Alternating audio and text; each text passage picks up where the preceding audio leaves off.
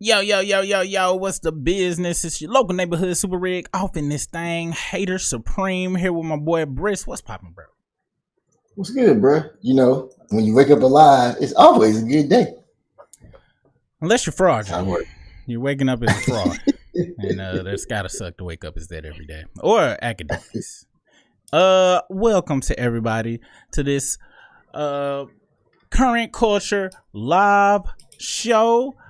And today we will be talking about, everybody's talking about round 2. And I'm gonna be honest, bro, now as a pure-blooded, fraudy despiser, his minions, all his lame-ass fans, they all getting super excited all over the internet. He done posted some stuff talking about, oh yeah, you know, the round 2. I forgot the basketball player, but I have found a video. It is called How Drake Just Started Round 2 with Kendrick Lamar, and we will be watching this, reacting to it, and we will be going through the Twitter spaces, the Reddits, seeing how DJ Akademiks has just been kind of wilding out. You know, he called himself the #1 podcaster, no, journalist. He said he's the #1 journalist.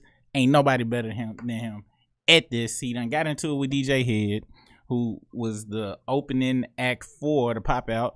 I think he's Kendrick's DJ, or he close to TDE and Kendrick and stuff. And so they kind of then got it back into it, back and forth. And also, Akademiks said something about round 2 coming up. So we're going to talk about that. Let's see who is in the house before we jump into that. We got, we got some members in the chat. Already. We got some members in the chat. Charles Coward. Shout out to you, bro. Business. Hold on, let me get these you get the sound effects popping. Hold on. What's the business, Charles? Who else in the house? We got Caresha Cambro.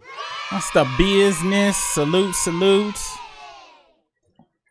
We also got Chocolate High. What's happening? Ariel Smoke in the building. Hey, Ariel, I gotta chop it up with you real quick. And Briss had just pointed this out when Briss dropped that damn Domino's bomb Friday, like a cherry smoke bomb in the chat and everything. We can let people express themselves, even if they like horrible Domino's. We ain't gotta snipe them out. We can let them go, and you know, because then how we gonna roast them if they comments gone? Because I was like, I know it's some more Domino's lovers in here other than that though. But I appreciate you for doing what you're doing. Real life, I know if we go to war, I know that you be able to snipe and take out the people. You know, I see you. I appreciate you. Who else is in the house? Shout out. Jen Lynn is in the house. What's the business? We got Miss Bynum in the house. Already. And Tay W in the crib too. She up in here. All of these OGs, Culture Club, crew members. Also, before we get into the video, I would like to add, there's gonna be some changes with the Hateration Nation and all of this stuff. They over there, Apple over there tripping with the Hateration Nation stuff. Also, it is very hard to try to handle 2 platforms, so I will be doing a short video about that on both platforms and sending out emails to anybody that's over at Hateration Nation. Will be some changes over there, some consolidating, if you will, so be on the lookout for that in the next couple of days if you are part of Hateration Nation. And we just gonna make it easier for everybody, and I think y'all will like the new plan, the way we go. Also, let us look before we get started on this show. Usually I do my late lives with Ron. I'm sorry, late lives with late lunch lives or whatever. I'm not gonna be able to do that anymore. My son got all these extra classes. He's in college now and regular high school and stuff, so my whole lunch is gone. So lives will be moved to the evenings. Whenever Briss can jump in, he will jump in. If not, I'm gonna just be doing the lives in the evening. So around this time, between 6 and 8, you will see they will not be 4 hours as always, or how I usually just be running my mouth. Probably Fridays though, I will be doing that the long form videos of lives. It's a party on Fridays. It be popping on the Fridays. So before we move on, let's get to the community tab, because I think it's been a second before we went to the community tab on the live. Let's go over here and see what's happening. Have I done any type of polls lately? I did ask. All right, so 3 days ago I asked, because I got a friend that don't eat pizza crust. Do you eat pizza crust? Yeah, I do. All right, so I have a friend that don't eat the crust of the pizza, and I was like, yo, that's no bueno. You are stupid. Let me see how everybody else feels. We got 430 votes. I said the people who don't eat the crust of pizza don't really have respect or like pizza. Is that true or false? And it's 100% true. We got 63%. 37 said false. Those 37 false. They eat Domino's, so nobody cares. Shout out to the Ville. His videos, he be doing super deep dives on the Ebony Prince situation, and man, I'm telling you, go check out his videos. I watch them all. I be like, wow, I really wish I didn't have to be a father of my kids so I could do this stuff all day, because I be trapped in it, yo. It's like watching R. Kelly trapped in the closet. Dude really be like uncovering stuff, going to people's LinkedIn's and Facebooks. It'd be crazy. So go check out the video. Shout out to him keeping us posted on the Ebony 2K24. Also, I posted this list of this guy called Mechaopolis on Instagram. Posted a list of the 25 best hip-hop producers coming from New York, and the list was cool or whatever until it got into the top 3. What? Oh, I was about to say the top 10 was cool. Easy Mo Beat. Oh yeah, hold on, Brisk, if you can. We can only see half of the weatherman face, and you know that's why the ladies here. That's the only reason the ladies here, because you on here, man. Nah. The number 9, number 8, number 7, I wasn't mad at that. That's fine. As soon as I saw number 6, the RZA, I was like, is it crack? Is it crack you smoke? How can the RZA, who dropped all in like a 3-year span, he produced Wu-Tang in the 36 Chambers, to Cal Method Man, he had to reproduce that. They lost that in the flood. Return to the 36 Chambers, Old Dirty. Raekwon the Chef, Only Built for Cuban Links. Iron Man, what? He did all this. It was in 5 years. Then Wu-Tang Forever, 6 albums between 92, well, technically 92, but 92 all the way to 97. Yeah, I'm sorry. Now, who they had for number 1, I'm not mad at. He should be in like the top 5 for sure. He did produce like number 1 classic, one of the top classic hip-hop songs of all time, Reminisce Over You. And Down with the Kings, Run DMC, that's one of my favorite ones. I'm surprised they didn't put on here. The World Is Yours, Nas. Yes, he got some classics, but not number 1. He got, he got classics, but not whole albums worth of none. Marley Marl is top 3. I ain't mad at that. Probably could have been top 2. I ain't mad. And it's DJ Premier.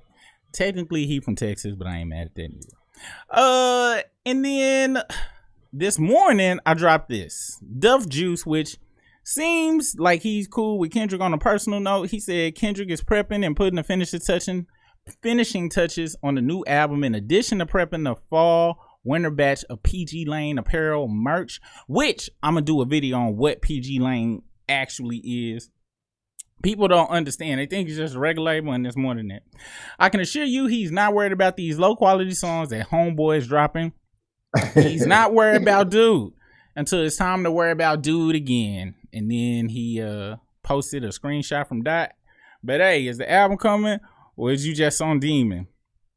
He said Dot said we're coming. So hey, be on the lookout. I know Brisk is excited because he been a Dot fan before Dot came through crashing the buildings and taking out supervillains and things of that nature. So, and I'm looking forward to it too as a new fan of Kendrick.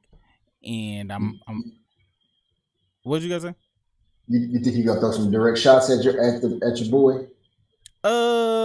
I mean, he done already said he catching direct flights from now on, so ain't gonna be no underground type of shots or anything like that. I think he just go come hit him directly, and if Fraudgy come, I think Fraudgy trying to play a game and try to drop on top of him like he dropped on top of him.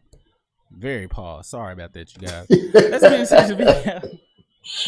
Let's get into this video. This is by Fantastic Hip Hop. I think we done reacted to one of these videos before. I think they have went in a little more in depth. And let's see. This is titled "How Drake Just Started Round 2 with Kendrick Lamar." And let's get into it. Of his 100 gigs collection, and then proceeded to add even. Now, despite Drake having a busy weekend where he dropped off 3 new tracks as part of his 100 gigs collection, and then proceeded to add even more. Oh, speaking of that, have you heard them 3 trash ass songs? I just heard snippet. I haven't heard the whole thing yet. Did you hear No Face? No, I just heard a snippet of it. All right. Just since you can actually tolerate Fraudry's voice, I wanted to get your opinion about it. I should have been like, yo, check these out first. But man, I'm gonna check them out tonight then after this. Yeah, I remember one of the ones that snippets I listened to, the beat was fire. Yeah, but the other 2 I'm talking about, as soon as he opened his Fraudrick mouth, I couldn't finish. I almost threw up. Let's continue.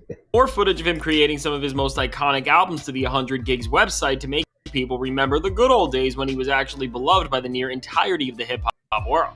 As the videos of Drake had nowhere near the same buzz that the first set of Lost Media did, and the only part of Drake's 3 new songs that really gained any sort of traction were his lyrics that were vaguely alluding to spinning things back on Kendrick Lamar after months of their beef seemingly being over. It seemed like Drake had officially reached a rock bottom in terms of his popularity as an artist and brand, because we have never seen people just care less about what he was doing. But now, as everyone was walking away from all this, Drake has shifted the spotlight back on him, and has now gotten the most attention he pretty much has this entire summer after the conclusion of the Kendrick beef, as on his burner Instagram account plot twist that has been set up to try and make him look like he has never been better following the Kendrick beef, and that has been alluding to something much greater that will be coming.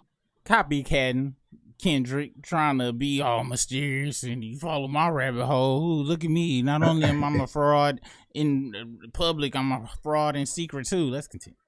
After non-stop spam of some of the most annoying and most laughable attempts at trying to look deep for weeks, Drake has finally made a successful move with this account that has grabbed people's attention, as by posting a video of former Detroit Pistons basketball player Rasheed Wallace, where he said, "Y'all put it on the front page, back page, middle of the page. We will win game 2. Drake has hinted to the fact that he is going to be dropping more diss tracks aimed at Kendrick very soon. And now to add context to this clip, as Wallace said this after the Pistons lost Game 1 in the second round of the 2004 NBA playoffs against the Indiana Pacers, and the Pistons of course went on to defeat the 1-seeded Pacers 4-2 in the series, and then went on to be one of the most star-studded teams of all time in the finals with the LA Lakers in just 5 games. There is a lot loaded into this Drake Instagram story, and it is revealing to us more about what is up his sleeve than any of his features or new songs have, and considering the state of hip-hop right now, as using Rasheed Wallace, the Pistons, and this clip as a mouthpiece for him, Drake is labeling himself as the underdog right now, as this team of course went on to pull off one of the greatest upsets in all of sports this century, as they defeated a Lakers team with Shaquille O'Neal, Kobe Bryant, and multiple other Hall of Famers. And Drake isn't just doing this to show the road that may be ahead of him and the odds that are against him. Although even looking at this logic, I will note that months ago all of the major players in hip-hop media had Drake as the clear favorite in this beef, despite what listeners thought. He really thought he was Michael Jackson with this. You remember when History came out? This dude really think he MJ. Bro, I actually forgot about this.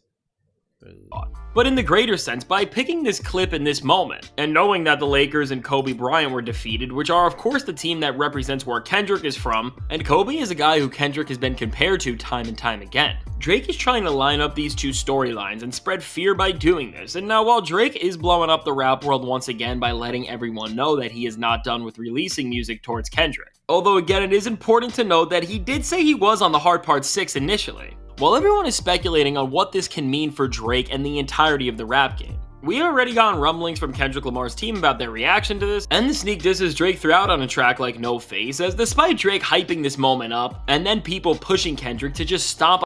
I just realized in that video he had the nail polish on, he literally got into a sprinkled, sparkly race car and drove off. Look at this. This is a sparkle car, bro. This ain't even a sparkle paint. It is whimsical. This is a legit fairy car. What the hell? Let's continue. He whiz. And what's sad is he got 35-year-old fans that looked at the car. Can't wait till I get my car like this. By Drake hyping this moment up, and then people pushing Kendrick to just stomp on Drake again before he can even get out of his own way and seemingly get to this moment that he is hyping up as game 2.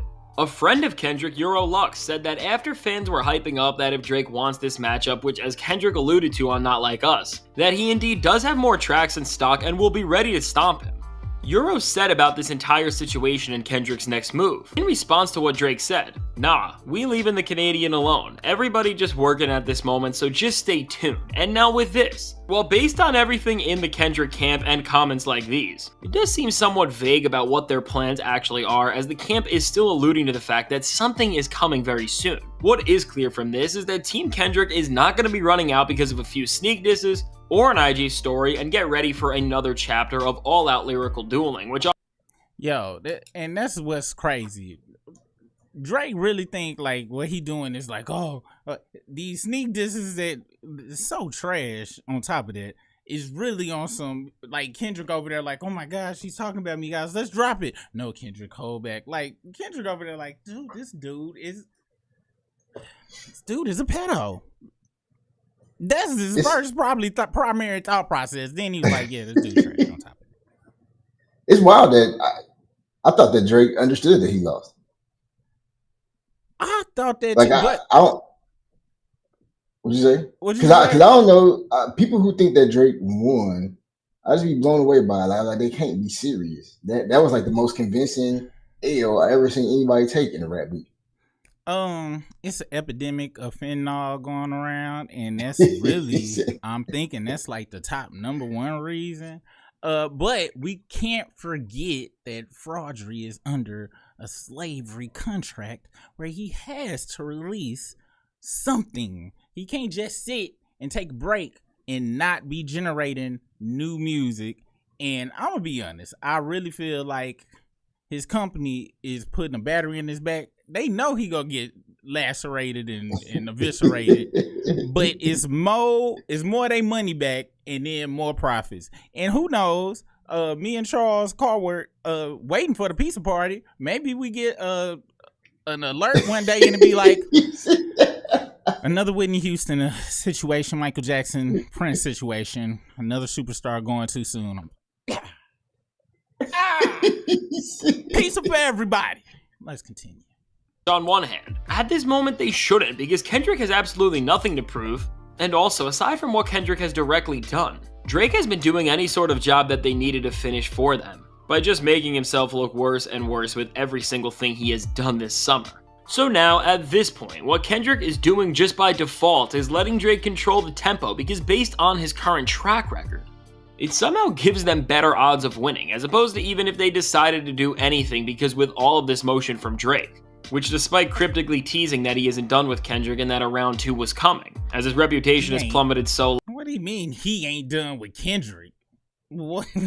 That's like getting your ass whooped and then the dude that whooped your ass walking away and you dragging on his leg like this, like, I'm done with you.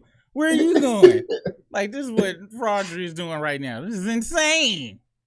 Low, as we all know, from not just watching the quality of his music reach an all-time low, but from also seeing one of the most powerful brands in all of music's chart potential and streaming numbers decrease exponentially as well. If he really is serious about trying to start a round 2 and wants to release more music and diss tracks aimed at Kendrick is going to be calling his bluff and giving him the lane to do this. But now, as the idea of a round 2 is gaining more and more steam because Drake is getting louder and louder about it, as we are somewhat entering uncharted territory for Drake, as he is going to be calling out Kendrick Lamar again in full force. You have to sit here and question if Drake realizes the full risk of doubling down on a beef that went just about as bad as it could have for him. Because first off, by doing this, Drake is going to split his brand fully away from being the one-of-a-kind hitmaker and gigantic musical force that can pump out massive moments at such a quick rate like few others ever have been able to, and he is going to be shifting it into becoming the guy who can't get over the fact that he lost to another artist, which in of itself is only going to make him seem bitter and insecure about his own self just because of how vocal he is about doing this, which then in turn, and this is why I really don't think that Drake is thinking all this through, will only help Kendrick's agendas against him become stronger. Because no matter how Drake responds, he will indirectly build on what Kendrick left off on, which will then only make general audiences remember Drake for all of his weird actions, which made what was thrown out against him stick in the first place even more. And now when you look at all this from this angle, it really seems like something so reckless for the future and longevity of Drake's career and for the dignity of his legacy that it almost reminds you of the foolishness that forever ruined somebody like Ja Rule's reputation following when 50 Cent humiliated him. And now because of all of this, with the stakes never— Hey, I ain't gonna lie. I'm talking about with the whole 50 and Ja Rule thing, it was crazy. Like 1 week, I was literally with a girl and we looking at each other talking about who cares, you care, baby, I'm not always there. And then a week later, Wankster came out and I'm like, turn that shit. Why are you playing that in this vehicle? We don't listen to Ja around here. He's a Wankster. I remember because I didn't really know what Wankster really meant. I had an idea using the context clues, but then 50 was on 106 in Park back then. I think AJ and Free was still in that mud back then.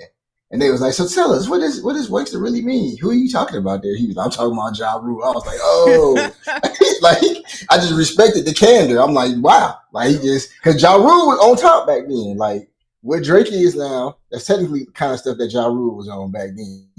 And he just came out of nowhere. It was like, yeah, I'm talking about Ja Rule. That's exactly what I'm talking about.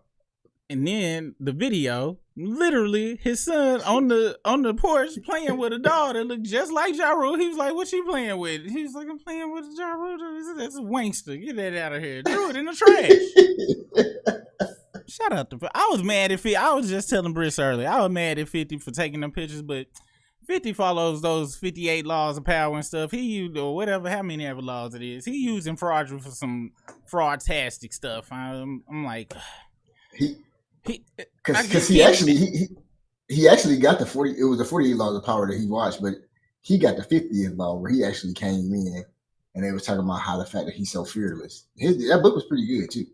The 50th law is make 8,000 songs against one dude in about 2 weeks, and this man on his whole career. Let's continue. Ever being higher for Drake. What the tallest order out of this round 2 will be is that because of the hole he has dug himself in, he needs to now accomplish more than just a regular all-time great diss track ever does. Because in order to shift the narratives that have been spun onto him away and make Kendrick look awful, on top of making a record that has all of the prerequisites for a diss track in terms of its top-tier lyricism, it's also going to have to respond now to Not Like Us, which will then also require it to have an infectious instrumental that will allow for mass consumption and repeat listens. And now on top of all of this and making this equation all the more harder, Drake is going to have to now somehow dig up dirt and reveal information about Kendrick that is about as lethal and head-turning as what Pusha T told us about him on the story of Adidon. And now with this all being the bar that is required for Drake not just to make a great song, but for him not to humiliate himself by coming back around for round 2, as he is going to have to make a hit song that is loaded with information that can actually damage the person he is targeting more than just lies could or by calling him short, just to even get any sort of legitimate respect or momentum. I ain't gonna lie, bro. It's just now, with him just calling him short, that's really what he came to this battle with. He said this dude got size 7 shoes on, and that he's short, and next thing you know, whole world call him a pedophile. Like, talk about bringing a water gun to a gunfight.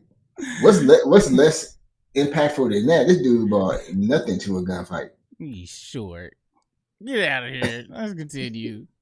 Back. Drake has a near impossible task to accomplish, and as we have already seen his performance in round 1 of the beef, it's hard to believe that this time around things would be any different, but as Drake has had months to move around and think about new angles to approach Kendrick with, despite everything else we have seen from him, which has shown that he has never been worse as an artist and a rapper. Maybe he does have something in store that can actually— I mean, he has been worse. It's called his entire career.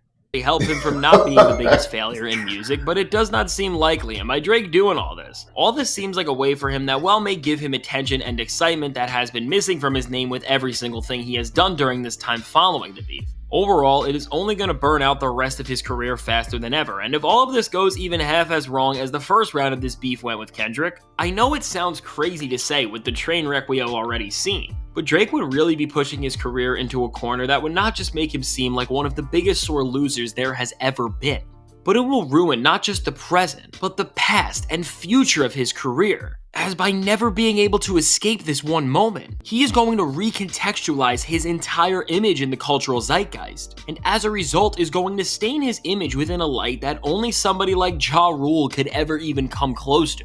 And the fact that this is the conversation we are having already says enough about where this is all headed. So now with all this said, let me know, what do you think of Drake getting ready for round 2 with Kendrick, and how do you think this is all gonna go? I can't wait to hear what you have to say, and if you want to see how Drake's new track, No Face, addressed Kendrick Lamar and is teasing what may come in this upcoming diss track, check out the suggested video. Oh my gosh, man, it's crazy. Now, despite and you said you didn't hear the No Face, huh? We'll go through the lyrics. We're gonna go to Genius. Without even hearing the record all the way through, like I said, I heard the snippet. Yeah. I definitely would not recommend Drake do any of this. Like, I think he should just chill, act like it didn't happen, and just move on with life. Because you out here trying to like hit up Kung Fu Kenny like that, your career gonna be over. Yeah, I do agree with that. Let us get into the chat real quick and see what the people have to say about this. Let's see. Hold on. Eating the crust is a must. Exactly. You ain't gonna waste mama, not in this house. People who don't eat the crust, to me, you had to grow up in the Fresh Prince of Bel-Air house. You was balling out of control if you ain't eating the crust. Somebody in the comments talk about if I wanted breadsticks, I would have ordered some. Get the hell out of here with that trash. Tiffany Thurman says, K-Dot don't need to respond to the boy no further. He did what he was set out to do. No. Okay. I'm 50% on that. I feel like he did. However, Fraudry's still dropping music. I needed to be Ja Rule status where he don't no more music drop. UMG be like, look, his whole catalog worthless. I need soccer moms to take their Bluetooth out their car, throw it on the ground if he come on. I need him to be completely vanished, vanquished. And he dropping music with sneak disses in them. That's the wild part about it. Like, that's the wild. You want to know something? He remind me of, have you ever seen somebody on the playground that just stayed talking Cash Money and done got whooped before? They still just keep talking Cash Money for whatever I do, and you be like, what? Why do you? But eventually, people just kind of just ignore them after a while. You know what I'm saying? Eventually, you ever seen that? You ever seen that Kimbo Slice video? Remember when he first came out? And he was fighting that dude in the backyard, and the dude eyeball came out, and he was like, "Bro, it's definitely time to quit, my guy." This is where we at right now with the Drake and Kendrick beef. Like, Drake eyeball is hanging out. People may not even know who Kimbo. No, that thing with Kimbo Slice is. Kimbo Slice, that video was like 2004. That was like the beginning of 2006 or something. That was the beginning of YouTube.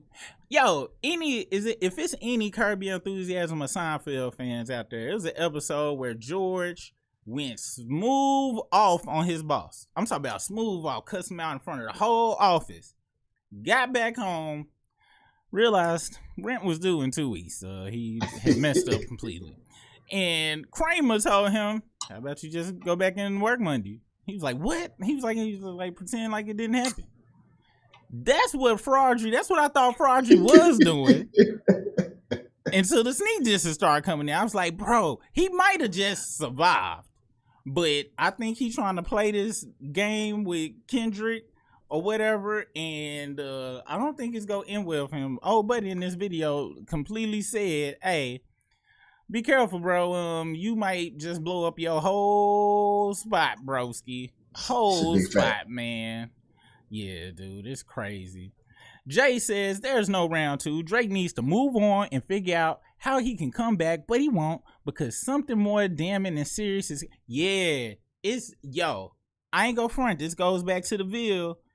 On his dude channel, when he started digging deep and stuff, he had made this connection between the House of Ebony, which is like this, Vogue and stuff that Madonna used to do. That come on, all that stuff. Yeah. Well, it's like a big like gay music thing, and it's different houses. Like this is a big ass thing, and he was able to find this picture with Drake with one of the dudes is like one of the top head dudes in there, who is also like a top head dude in music. Like he done wrote a lot of songs and stuff for people and stuff like that. So he plugging so much stuff in together with a whole bunch of weird stuff, man. I'm like, yeah. And I agree with Jay, man. This is something else crazy to go. Charles Colbert said, if I pay for it, then I eat it, no treat. Hey, I hope he don't use that rule when he goes to the strip club. That's all I'm gonna say about that one. Well, not Houston right now, neither. Hey, Teresa Kimbrough is correct. Please hit them likes, y'all. Hit that like button for us. Going to get us up to however many likes. We got 176 people in the chat. Please get us up to 102. Because the like button, look, I'm looking right here. People be on the live, they be on their phone. It's right here. That's all you got to do. And I ain't like other YouTubers where I'm be like, oh, we ain't gonna go no more. I'm begging. Please. Please. Please. That 12 game went hard, dude. Don't nobody know about that. Oh, Snizzap. Let's see. Yep, he looking super desperados. For real, for real, for real. Let's see. That's my whole thing. He legit done already lost. Like, what round 2 is it? That's just like when you brought up Kimbo Slice. It wasn't no round 2 for that dude. If that dude had been like, all right, round 2, I was like, yo, hey, this dude on drugs, y'all. We need to get him some help. Like, because, that was super crazy. Tay W says, not only am I a fraud and public one in secret, well, at least he's true to himself in that aspect. He is this, and what's crazy and insane is his fans are rooting. They like, yay, continue to like sneak this and do everything that Kendrick said you was gonna do. Hold on, y'all. I went into the dang Drizzy, the depths of hell of the Drizzy Reddit. Hold on, I'm about to bring this on screen right quick and show y'all some crazy stuff. All right, so this in this one they were talking about how he was like, hold on, let me get this chat thing so we can still have y'all up here. So in this one, they was talking about how he had said something in one song about, thank God it's another USB put in the safe, and they was like, oh, he better pull out this 4 months ago. He better pull out that USB if it really exists. The nuke is overdue at this point, man. They was scrambling 4 months ago, right? Now, if you go in here, oh my gosh, you think Jesus then came back with the milk and honey rivers. They ain't heard Lil Wayne showing support for Drake for just no face on his IG. Look at him. You thought he was his they were falling out. Then I ain't gonna lie though, Quavo over here talking about never forget what we did, gang. And I ain't gonna lie, after Chris Brown whooped Quavo ass, I don't look at Quavo the same. I really don't. That's what I'm about to say. Birds of a feather. These are two people who got trounced this summer. Trounced. So yeah, man. I'm talking about Chris Brown in one song, Kendrick's Quavo. He ruled Quavo like immediately.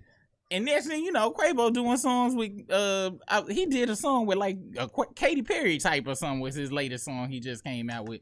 Let's see. Hold on. Quavo new song. Let's see. I could have swore he had a new song. Oh, it was I know exactly what you're talking about. It was like a love song. And with Lana Del Rey. Tough. Because I remember the comments was going in on Quavo. Look at this footage. Hold on, let me make sure the mute is on so we can't get no type of Look at this. This is how hard Chris Brown slapped this dude. He slapped this dude into a whole The Notebook movie. Hardcore rapper, but he's glossy. Oh my gosh, they got this dude in a wife beater in the country with a bandana looking like a Cash Money video from the 2000. Wow, Chris did you dirty, man. Wow. Wow, bro. Dude, but that's what you get for posting stuff like this. I hope Chris Brown drops something else at you. And then they look at this. The Drizzlers think the tide is changing. Doc Glazer stuck on Not Like Us. That part, because Not Like Us still at number 4. What are you talking about? Stuck on it. That's a summer smash. I'm talking about smash. That is the song of the year. What song is of the year? There's nothing that's gonna be bigger than that. Like, that's it. Yeah. That's just like Deadpool versus Wolverine. That's the movie of the year. There ain't nothing coming out better than that. It hit $1 billion in 2 weeks. Oh my gosh, dude. Oh my gosh. Yeah. Let's see. But they in here straight coping, super hard. Listen to this. Obsessed. If they didn't like McDonald's, I wouldn't tell the world how much I hated it every time they offered a new promo. That's exactly what people who hate McDonald's do. People who hate McDonald's can't wait to tell you that they hate McDonald's. You come in with some, you still eat McDonald's? Yes, bro, I do. The damn shit was $1.99. Is you paying my light bill? I didn't think so. I'm gonna eat this McDouble. But yeah, they in here coping, man. They in here coping real hard. Was that acting that visual? That shit was funny. Oh my gosh. Speaking of act, let's go on and move on to Akademiks. King of the Drizzy Ball Gobblers. That picture is hilarious. This what he wish he looked like. When Ak look in the mirror, this is what he see. He see this. He probably got some lightning cream at the house right now. And he got them pink razors. You know how you get with a girl, you go in her bathroom, she got the pink razors that they charge her $2 extra for just because it's pink. And he be in there with his head and trimming. He's like, why? Why can't I look like him? I just want to be him. That's what Akademiks do. At least that's what I think. So DJ Ak, hanging on the ball sack. I'm gonna start calling him Sacademiks. Sacademiks is hanging all off of Fraudry's thing. We will win. What? Who is we? That's what I was gonna say. A serious question. Who the hell is we? I ain't never seen you in the OVO chain. You ain't got no shirt. They ain't even gave you a damn bumper sticker, bro. What are you talking about? We will win. What are you saying? And Fraudry treat this dude like he treat him like the girls that Akademiks date. Fraudry hit him up when he want to, and then get him all excited and stuff, and then would just disappear. When he said Not Like Us was jamming, oh, well, I didn't get a text back. Or da. Now Fraudry using them to drop these songs and pump them up, and he all excited again. This was Akademiks in high school or wherever the hell he went to when a pretty girl be like, hey, I'm missing lunch today. Can you go? Oh, here's $30. Sure, you can get something. And then that bitch turned around, don't even say thank you. Don't talk to him until 8 months later for another lunch. And he act like that's the first time talking to her again. Hey, Sacademiks is diabolical, bro.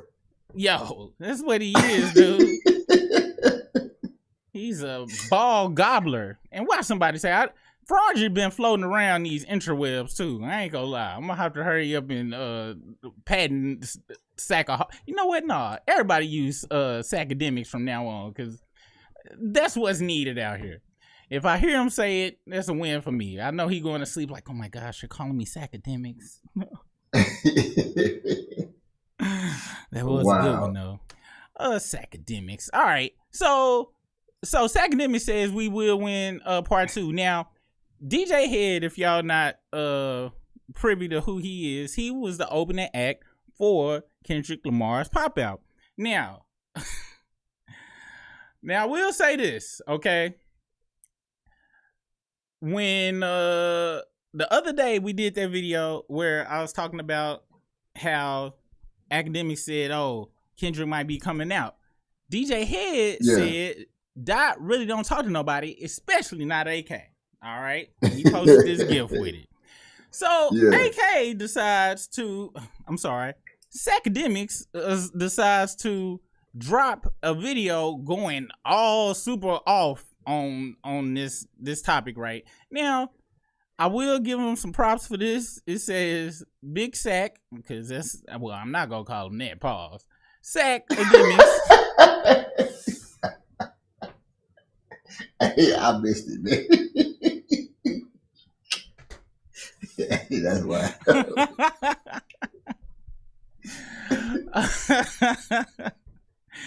Oh, for every action, there's an opposite and equal reaction.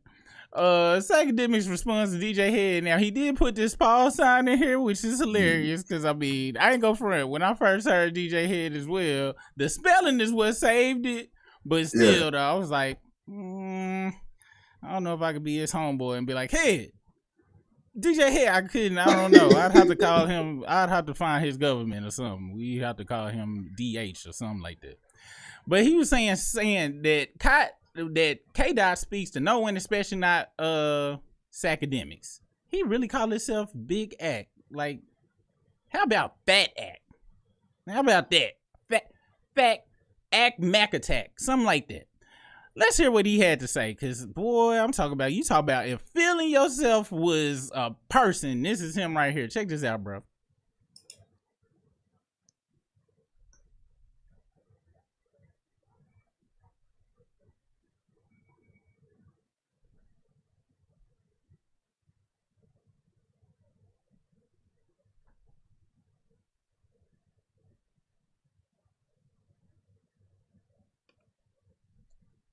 Oops, my bad. I forgot to damn turn the audio on. I'm the greatest single.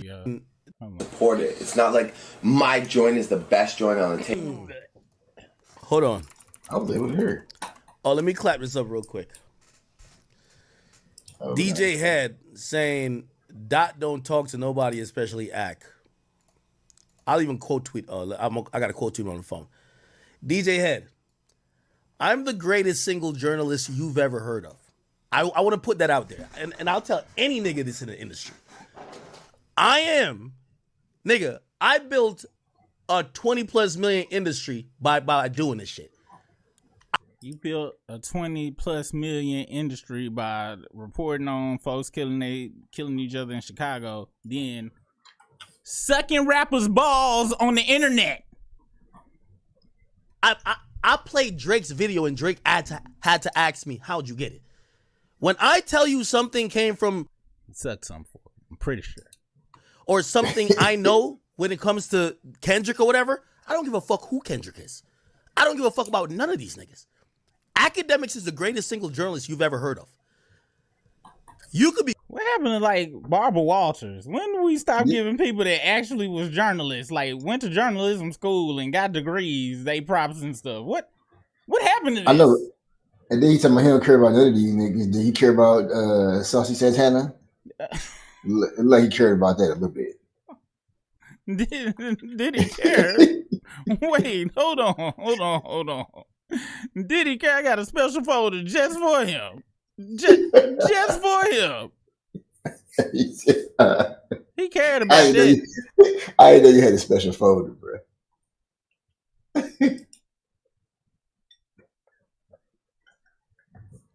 Big sack. Pause.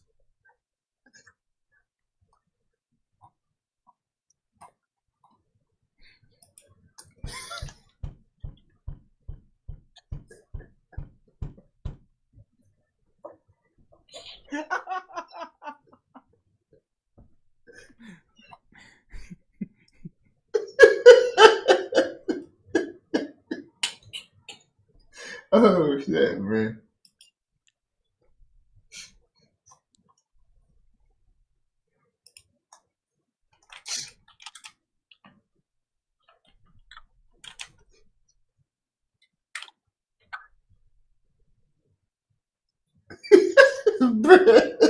But he sucked he be sucking off Fraudry all day, but when Saucy Santana give him a real offer for some sweet love making, he want to cry and crawl away from that. Bruh. What? Then Hey, the folder is diabolical, bro. I did not know that is the folder.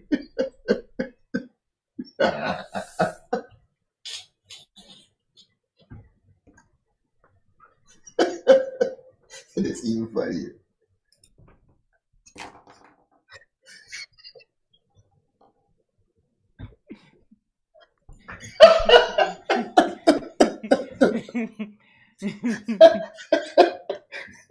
He sounds so concerned, bro. Oh snap! The audio didn't go through, dude. They missed the whole thing. Oh, That sucks. I can't relive that moment neither. Dag it. Hold on. Maybe we can relive the moment. I don't give a damn. We doing it again. Matter of fact, we go listen to Saucy Santana since we here. You go be doubling though, so you gonna have to press mute for a second. Hello. Let's go and give the whole backstory while I act up here talking all this stuff. Outside. I don't want to pull up to no motherfucking headquarters, bitch. Corporate ass nigga. I don't want to pull up to no motherfucking headquarters. I want to meet you in the club. I want to meet you in the field. I want to meet you in the streets. I want to see you outside. In the streets, in the field, in the streets, in the club. Yeah, somewhere let's get it on. Bitch, that's what the fuck we want to do. Bitch, and after I beat you, I'm gonna fuck you on your ass, cause you a bitch ass nigga. Well, there goes the monetization. I meant to catch it before then. I don't want to pull up to no motherfucking headquarters, bitch. He talking all this big cash money shit. The DJ head. Check him out. Look at him. Fucking Kendrick. If I said it, that's what it is. Let me be clear. I don't need to talk to the artist. I don't need to talk to the artist. He's talking all that cash How much money. shit did I break about Young Miami? You think I ever talked to her? Nope. All that I told you cash Drake money. is hit me like, wait, what the fuck? How'd you know about this? But yet,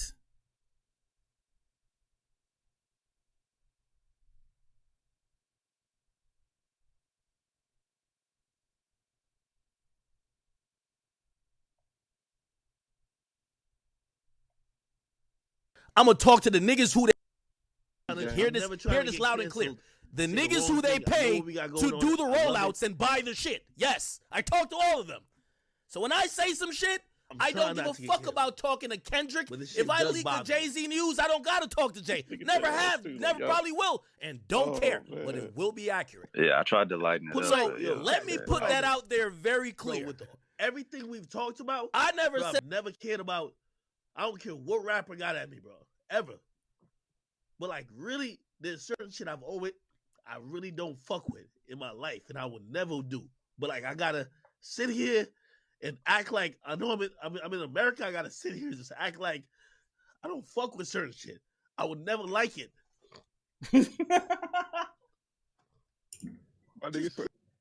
Bruh. so my whole thing with Ack is this, man. He want to talk all of this shit to DJ Head for just cause he told the truth. You don't talk to Kendrick. You coming back talk about all the people you talk to who ain't Kendrick like you the biggest baddest motherfucker on earth.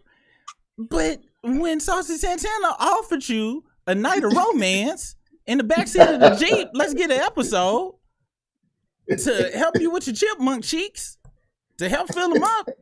You started crying. You started crying. And I don't get it. You started crying, and then somebody came to your aid. Saucy Santana said that if he wins the fight with DJ Akademiks, if Saucy Santana wins the fight with DJ Akademiks, he gonna clap his cheeks. I don't want to see no man getting his cheeks clapped. I don't want to see no violence. I think DJ Akademiks should go ahead and apologize for what he said to the City Girls. And maybe Mr. Santana can apologize to DJ Akademiks for threatening to clap his cheeks. We need peace. All right. So, speaking of that, okay, I messed up all the audio. Thank y'all for hanging out with me while I got all that together. But speaking of that, all right, so if you don't know the history, DJ Ack was talking Cash Money about the City Girls, Caresha and JT at the time when they was together. And Saucy Santana was like, yo, all you do is talk Cash Money shit to women. And I guess this is him trying to be like, I don't talk Cash Money, I talk Cash Money shit to DJ here, blah, blah, blah, blah, blah. All right. So I don't know where all this power coming from DJ Ack. However, Caresha, or Young Miami as she is known, said, let's do a Caresha Please Season 2, DJ Akademiks. I would love to sit down. From my point of view, everyone's point of view is very important. Now, all right, he came back with, hold on, he replied, where is it? He said, he did reply with saying he was cool with it. Oh, really? Yeah, he was like, let's do it. I don't know how the hell my stuff got out of order, but he was like, yeah, let's do it. I'm down. This is what he said. He down. But what he gonna do when Saucy show up?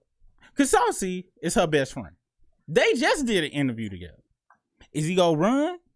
Is he gonna? Cause I ain't gonna lie, this show how dumb he is to me. Now, granted, this could be some Hollywood stuff, and they doing all of this for the ratings and all of that stuff, and you know, this is gonna be explode. But what if this is a setup? Would you go? After that happened, a dude threatened to clap your cheeks. Dr. Umar came out and begged for the cheeks not to get clapped for you. They invite you down to Miami. Are you going for that interview? You better take some weapons. You better take some weapons, bro.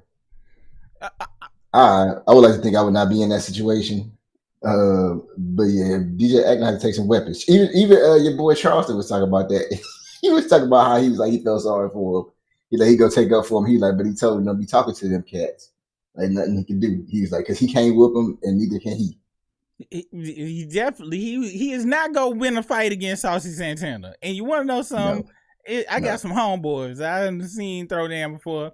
I wouldn't bet on them against Saucy Santana. It's a whole different stratosphere of fights that they gonna be going down against with that. But Akademiks going crazy, talking about he the #1 journalist you ever heard of and stuff. And I understand, Brisk. I understand what you were saying about you got to come through with the audacity and stuff like that. But some stuff is just unfathomable, okay? It's just unfathomable. You can't be the greatest journalist. Let me see if Akademiks went to journalist school. Hold on, DJ Akademiks. If he went to journalist school, I'll shut the hell up and I'll be like, you know what, I can't even be mad at you, bro. You are you did the knowledge, you did the work, and I'll give you your props. Let's go to his do he got a Wikipedia? He gotta have a wiki. He got Let's see. It'd be funny if somebody changed this to DJ Sacademiks by tomorrow. That'd be so great. All right, so born in Spanish Town, Jamaica. Mainly grew up under the care of his mother and grandmother. Lived subpar conditions. In 2001, DJ Akademiks, his brother, was invited to the U.S. He studied biomathematics at Rutgers University, and that ain't nothing. I can't say nothing about that. Let's see. Let me Google journalist. Let's look for journal. Okay, journalism is at the bottom of the page. When I go click at the top, you ain't no journalist. You just like us, except you know a whole bunch of people. You sit on the internet and you talk to other people and regurgitate. But from my knowledge, journalists go do research. They write stuff down. You know what I'm saying? You interview some people, but to me, you got to go to school to be a journalist, to say you are a journalist. All right? Okay? I done fixed my dang daughter scraped knee before. Oh, what, you need to start calling me Dr. Ron now? I didn't think so. Yeah. So let's hear him go off with the rest of everything he said. I have sources on all of these niggas. That's a fact. I'll give you even one better. I won't say who. And matter of fact, let me become a little bit more vague. You know, half the time I come up on this shit. Oh, hold on. We got to take a pause. We got to straight take a pause. So, Right. It's so crazy to me that when people get in the comments, right? So, we give our opinions about somebody. You know what I'm saying? And people that's on the internet will say some stuff like, oh, you a nobody. He is somebody. Okay? Bro, what's the issue? Why hating on Big Act? He's real. He ain't putting up an act like yourself for money. All right. You want to talk about how real? Because it sounds like you want to be like Act. It sounds like you want to invite a girl over to your house while there's 2 other dudes there. Don't let her know what's going on. You don't show up. You let the 2 dudes get her all juiced up. Tape it. Them just getting reckless with her. Then when she asks you about it, you show her the tape. In text message, you be like, I knew you was going. XYZ, blah, blah, blah, blah, blah, blah, blah. You fight girls outside. He done got into it with a girl outside on video before. So basically, you fight girls. You won't fight Saucy Santana. Let's see. Why would I want to be like that? Oh, because what? He got a whole bunch of fans that's like you? I wouldn't want you as a fan. You can leave the chat. I don't really kind of want you in here. But I like singling people out. That's fun. Why would I want to be like Act? Look at Act's face. Look at him. Why would I be jealous of that? When I was in junior high, I had girls. When I was in high school, I had girls. I didn't have to trick them over to my house or get them drunk to do nothing. I ain't have to have no money. I was dead broke. Girls taking me out for free. I didn't pay nothing. Why would I want to be in this dude's existence? Fame don't make me. Being on the internet is fun to me. Okay? I don't want to be like Ack. I don't want to be like Fraudry. I like being like me. I like my cartoon voice, my silky chocolatey skin, my beautiful teeth. I like not having a quadruple chin. So no, I don't want to be like that. And I'm not the greatest person ever. But if you strip all the money away, you strip all of the fame and all his fans and his $20 million empire, and you drop us down in the mall and say, hey, get one number. Or forget the girls. You drop us in the woods and be like, all right, you got to survive out here in the woods. He wouldn't make it. I'm not even built for the woods. He know this, but at least my body would be able to make it and maintain. I could wrestle something down, a squirrel or something. I'm just saying. I don't care about material stuff. I don't care about all of what you talking about. I don't want to be like that. I'm never going to be like, oh, I want to be a journalist. You know what I like to do on here? Run my mouth and tell jokes just like in school. To me, this is high school all over again. Look at somebody make jokes. If they say jokes about me, we just go back and forth. Get too serious. Hey, it is what it is. And luckily, I have never had to get to it is what it is. Because I don't joke on nobody who ain't on my level. I don't punch down. So, even though in regular life, if we was in high school, I wouldn't even know who Ack was. Here, sure, he a big dog, whatever. I don't care. And if I do have fans and they like Drake, I wouldn't want them. I'm barely still married to my wife. She be listening to Fraudry. I almost failed them papers one time. A matter of fact, hold on.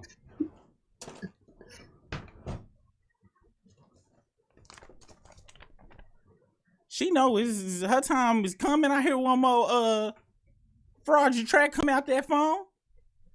He said, "Boy, hey, shout out to Antoinette. Oh, for the super chat. Appreciate you, Antoinette, off in this thing. Hold on, let me get this in here. Hold on. Wait, did I get the music? Oh, here you go. Dang it! My dang live. I done cut off the live. Hold on, y'all. I'm still here. Don't go nowhere. Don't go nowhere. I pressed the roll button. Hello.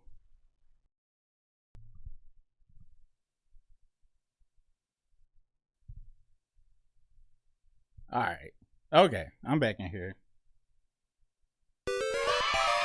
Sorry for the struggle live. Y'all know me. I'm still trying to get this stuff together. Let me get Brisk back on here. Oh, snitted it up. I'm gonna have to give him a new link. Hold on, y'all. He'll be back on here real quick. Let me see. But yeah, man, it'd be crazy how people like, oh, you want to be like this? I do this for fun. This is for fun, man. That's it. This don't make or break me. I got a life. But I do got to give you props though, because you did some super hateful stuff. Hold on. Yo, I'm gonna have to send you a new link. I'm sending you the new link right now. All right. But what was I saying? Yeah, dude. Hold on. It be like that sometimes though, man. It be like that sometimes. Also, you guys, if you could run up those likes, that would be great. I really appreciate that. Appreciate that.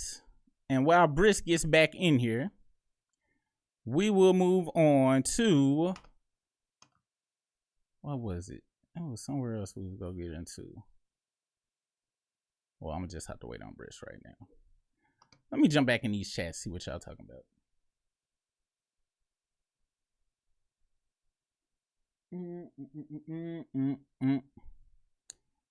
And if I can't bring them back that way, I'm just gonna have to call them. Hold on, let me see.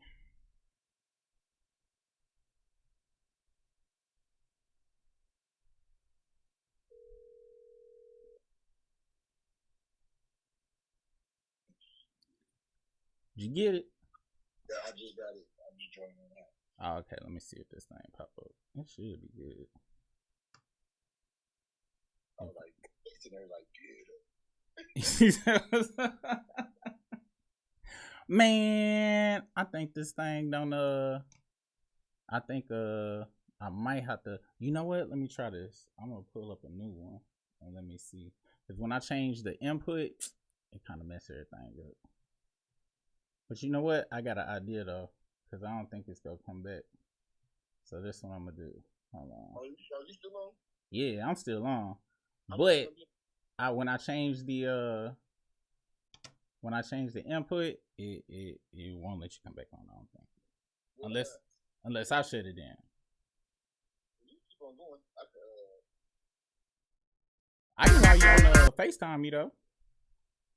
You said what? I said I ain't FaceTime you though, cause we still got some stories left. Yeah, there's other people on there. So hold on. It's cool, man. You can finish it. You sure? Yeah, I'm about to do some. My daughter about to go sleep like a little bit. I'm gonna rush some stuff in. All right, bet. My bad, dog. All right, that's not good. All right, peace. All right, looks like it's just us left here. Let me get my camera on with just me. But yeah, that was pretty much the whole show any day. Wait, where am I at? All right, here we go. All right, and this on. All right, here I go.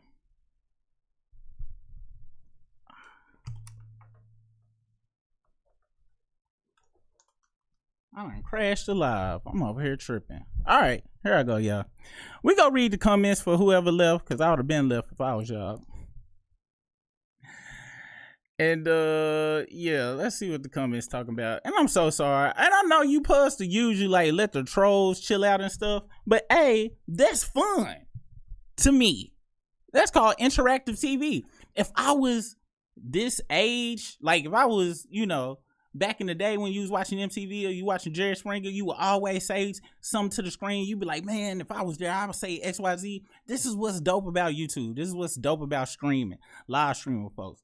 Folks can come say some stuff and you can rebuttal. You can do it in live time. It is great. This is a great time to be alive in life. And GG, if you're a fan of Ak, I really do pray for you, you know, because just a victim out here. This is just not good business. It's not good business at all. But let's see what we're gonna talk about here with you guys. And shout out to the crew. Shout out to the crew. And shout out to Area Smoke Not Sniping. Let me get back up in here, see where we was at.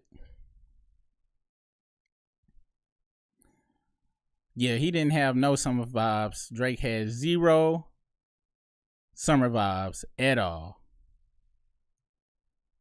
Let me see where we at now. 8 o'clock. Schoolboy Q need to pull up on AK. Ratness went a home where he streamed and knock on that dude door. Hey AK, you was saying you was gonna do what the who? Facts. AK was truly in his feelings. He know Kendrick don't for real though. For real. You want to know something? I'll put it like this when it come to that. A lot of people are like, oh, he talk proper or whatever. I think he suffered from not having his own accent. So switching all the accents all the time just gives I think that's where the zestfulness come from. You know what I'm saying? It's like when you don't have your own anything, which sucks for him. Like always looking for a home. What was that song by Genesis and Bone redid? It was like, just take me home. He looking for a home. The title of one of Drake's songs is Circadian Rhythm. Dot said that, yeah. He ain't got no damn circadian rhythm. How you got a circadian rhythm? Your circadian rhythm is broke. You literally came out with a song telling your mama you drinking again. If you had your circadian rhythm was all right, you go to sleep about 8:30 like a regular 37-year-old. That's what I do. Circadian rhythm, thanks, I'm going to sleep. You taking damn, what he say he was taking to sleep and stuff you give little kids when you go over their mama house and you need them to go to sleep? Melatonin. He taking melatonin like he a 7-year-old. What? Get the hell out of here. Who does that? Melatonin. On a serious note, please don't give your children melatonin when a fellow comes to visit. You shouldn't be getting your kids addicted to pills, calling it Pez Jr. All right? It's not right. Okay? But if you are going to do it, if they fat, you got to give them like 3 or it's not going to work. Take my word for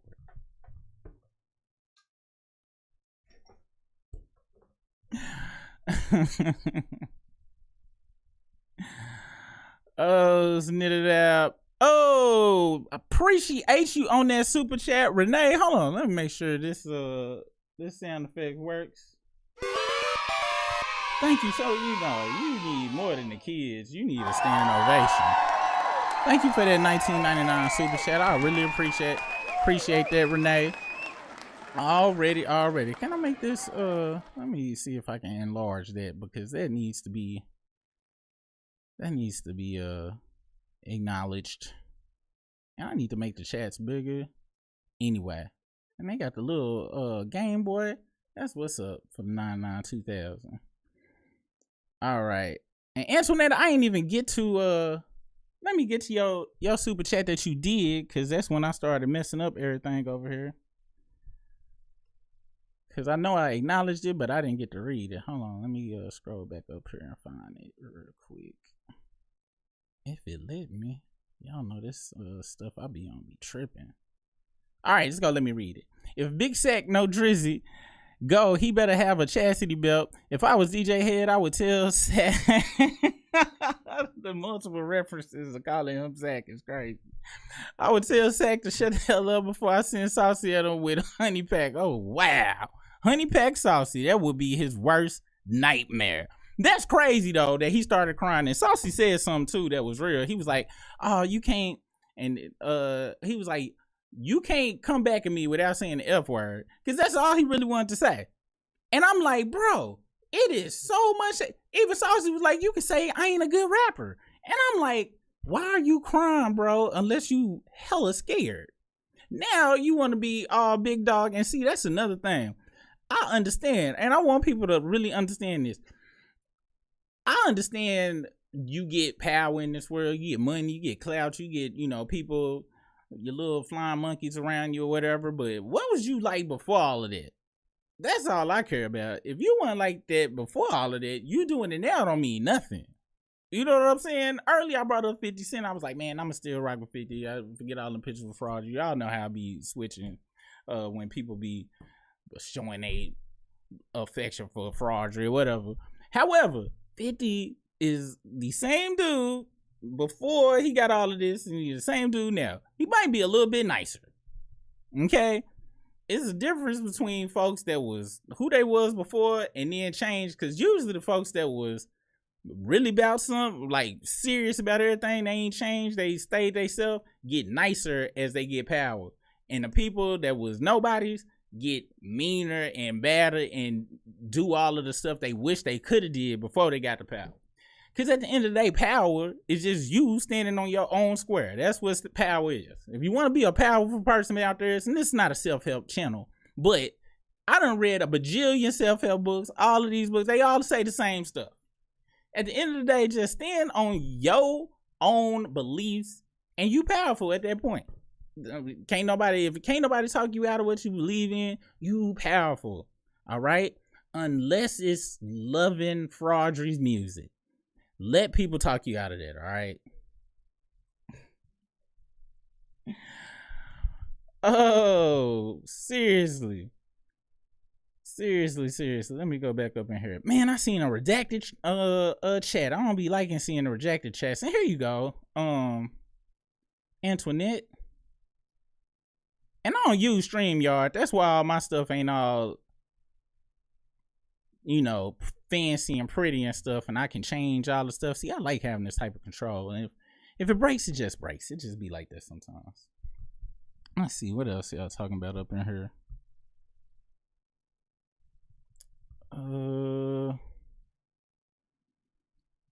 And like I said, I want people to be oh, daggy Area Smoke. I want to read all his rebuttals or their rebuttals or whatever it was rebuttals, but you doing your job. But I be wanting to get I don't care about all that stuff. Like I said, as long as they ain't disrespecting nobody in the chat, you know what? That's the main thing. If somebody disrespecting people in the chat, that is the law I would like to have around here. If somebody being disrespectful in the chat, and they might have been, so if they was, good job. If they ain't coming to me, that's perfectly fine. I'm gonna be honest. It's my pleasure to go back and forth with folks. Like, I ain't do that all day. All day long. Matter of fact, it should be a show. I know it's a YouTube out here where somebody just be going back and forth with the folks in the chat and stuff. Somebody said, Gigi, you want to be beefed by AK? And they was in here really typing too. That's what's really crazy about it. Really typing, but we gonna leave that in the past. We're gonna leave that in the past, guys. Let's go to better chapters. There ain't no love for AK. Drake refuses to answer the phone when AK machine gun texting him. Exactly. He communicate with AK through email only and don't even address AK text suggestions. Oh, snap. Drake clearly doesn't have anybody working PR, or he went, yo, that's why I really believe, like, when Kendrick was like, yo, everybody in your circle against you, nobody in his circle could, this makes zero sense. Like, 0 sense. It is, and what's real funny about this whole Stan Wars and stuff, and the Fraudrick fans or whatever be like, oh, well, Kenny only dropped music every 5 years. All right, check this out. This is how I look at it. And y'all know, I'm waiting on OJ the Juice Man to drop something new, okay? But he's dropped mixtapes all from 2007 all the way up to 2023 or 2022. So, you know, my artist has supplied the music, but so everybody that was super duper Kendrick fans care about quality, right? It's no different than when you go and visit a family member that may live overseas. You might have an aunt that stay in Nigeria or they stay in Germany. They cook this real dope, whatever the dish is, and you only get to eat it like once every 4 years. You fine with waiting for that, okay?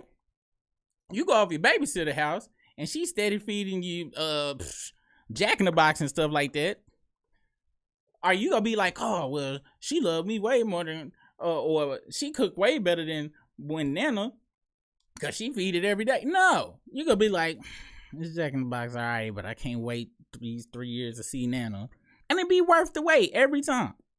That's what the fans be talking about.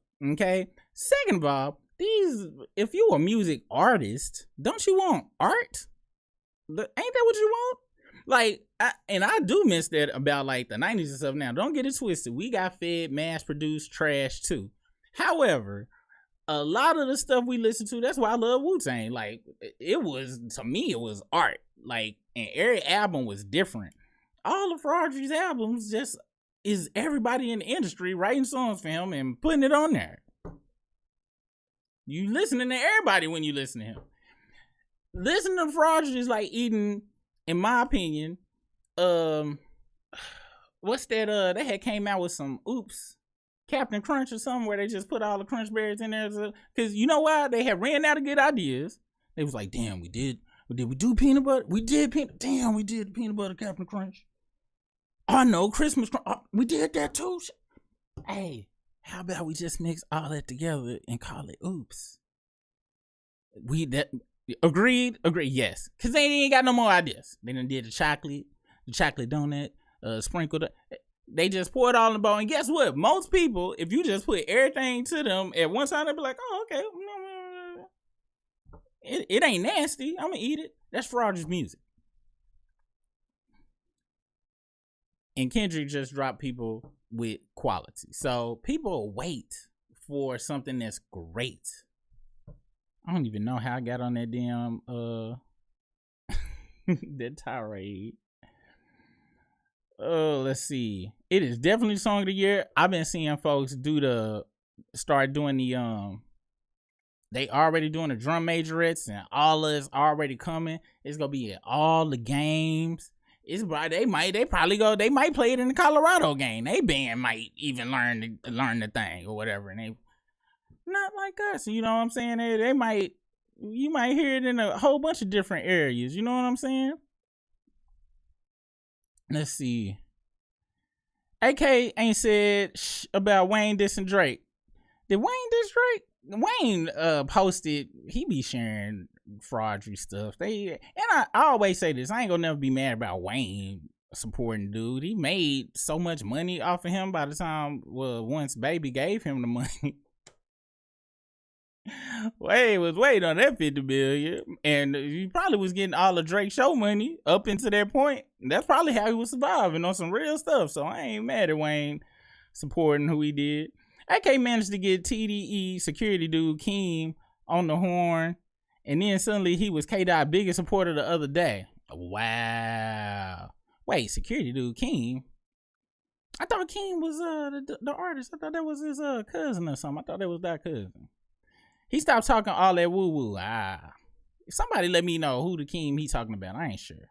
What's the name of that folder? I hope it's not Big Sack. No, Big Sack. No, it ain't Big Sack. Big Sack. Not on my watch. I just have to put this regular name in there. Be just my luck. I die. And my wife going through stuff and be like, I'm looking for the insurance information. What, Big Sack? What is this folder? And then my son think I'm into some wild stuff. No way. Oh, big academics crying about doing the bending for real. Yeah, that's what he was really. He didn't want to have to like actually do some exercise. I wonder, has he ever jogged? Like, and I wonder, has he ever went on a brisk walk?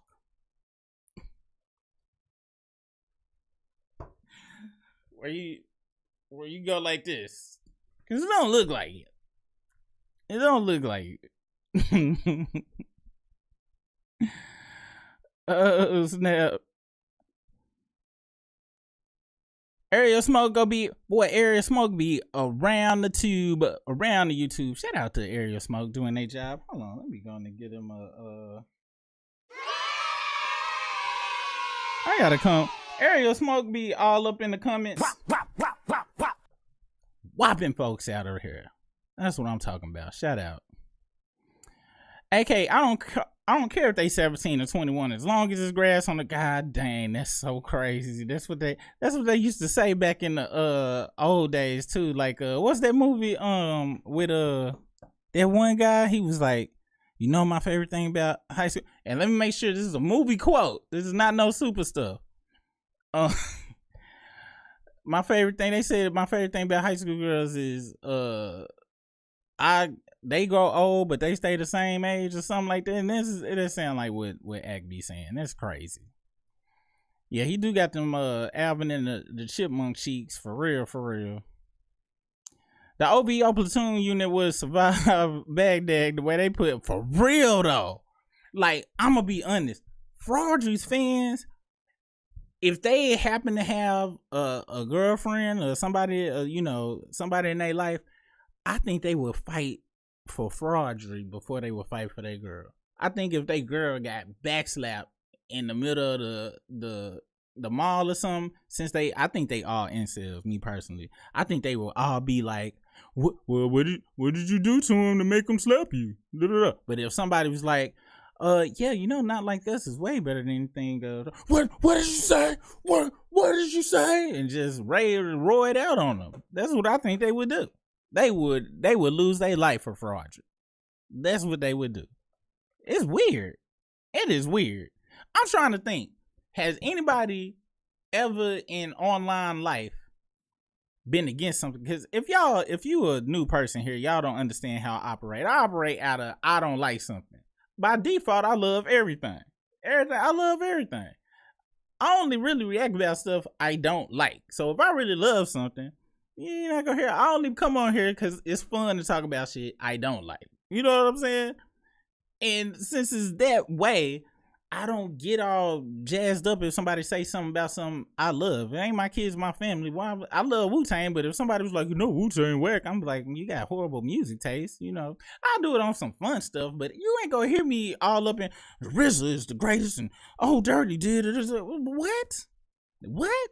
And even now with the whole Fraudry thing, I just always say this music on a personal level. It's other artists that I think was trash, but when they go out and beef and stuff like that, you wouldn't hear nothing from me. It's just Fraudry really, I'm talking about really, to me, destroyed music. He made it like I told y'all about the Captain Crunch oops. Music used to be like different stuff. It used to be regional, and it's just now hitting me.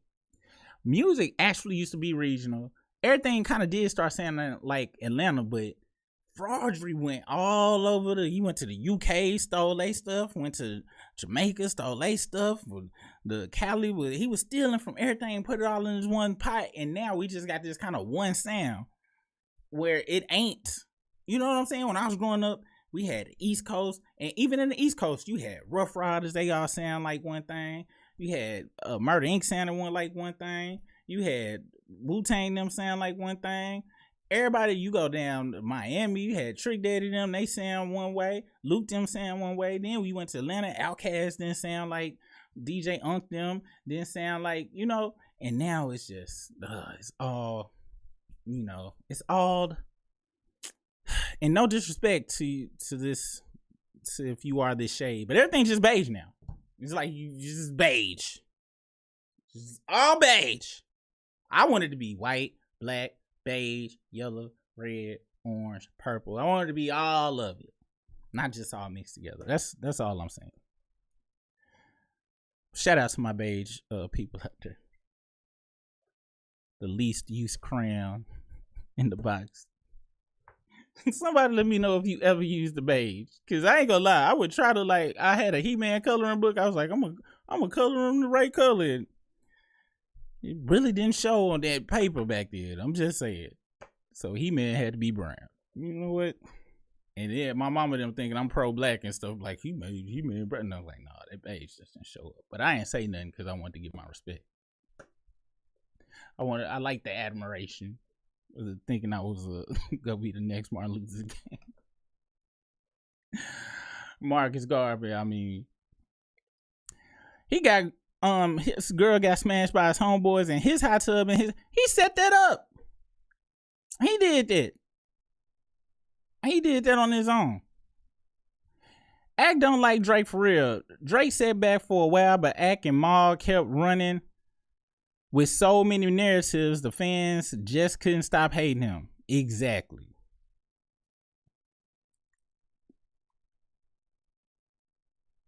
Exactly. Let me see. Wait, hold on.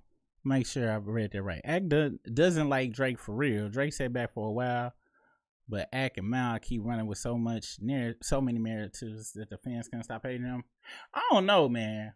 I don't know. I don't know if you can fake that much ball sucking. I really don't. Like, if you can, gee whiz. Gee whiz. Oh, but it was in there typing for real.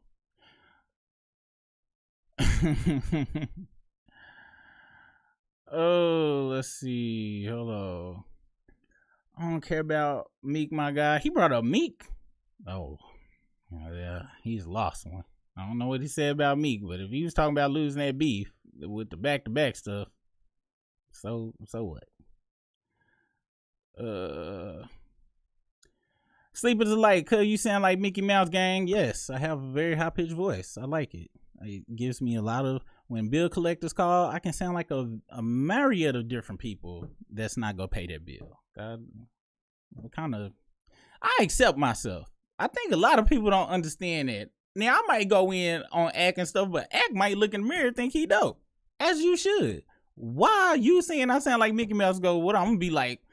Well, I'm gonna tell my wife, babe, Sleeper's Delight. He said I sound like Mickey Mouse. I don't want to be here no more. Really? But I'm glad you think you got that much power, bro. Keep living. Keep doing what you gotta do. Let's see. If you an AK Glazer, you for damn sure. Yo, he be on dudes. Dude, that was crazy, man. And that's another thing, too. It's like, man, even, I got people that I know love R. Kelly, right? But they don't say nothing out loud. Like, they just be like, and it's women, too. It's women, and they older than me, too. They just don't bring it up. They be like, you ain't gonna tell me what to listen to. But it's certain jackets that you just you can't be just proudly wearing that out in public. It don't matter what you listen to or do in whatchamacallit, but when people start presenting types of evidence and stuff like that, then you just gotta be like what reality is and be like, damn, for real? Damn it. All right. I'm just gonna have to listen to it with my windows rolled up. Like, y'all out here really showing who y'all about and what y'all really want to be like, okay. You know what I'm saying? This is not good. If you standing up for Act to me and you standing up for fraudery and all of the stuff that's put on their jacket and only one person denied something, Act had a story or whatever, and Act just stupid. But fraudery's that I'm too famous, like Epstein, Weinstein, all of the Steens. I'm too famous to do any of that stuff. And then you support that. Think about it. Think about that rebuttal. Think about it. Think about that. And you want to know something? Usually I was like, you should do an interview, but the last person that went and did an interview was Kels. And exactly how old is a teenager? What?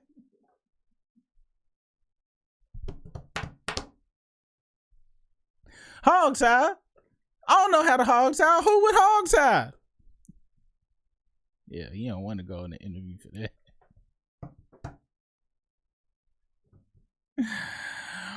Act be using a burner account. The brand and trolling Tisa Tills, Snowface, y'all, Crime Thoughts D. Oh, word. Hey, I ain't gonna lie. You can troll.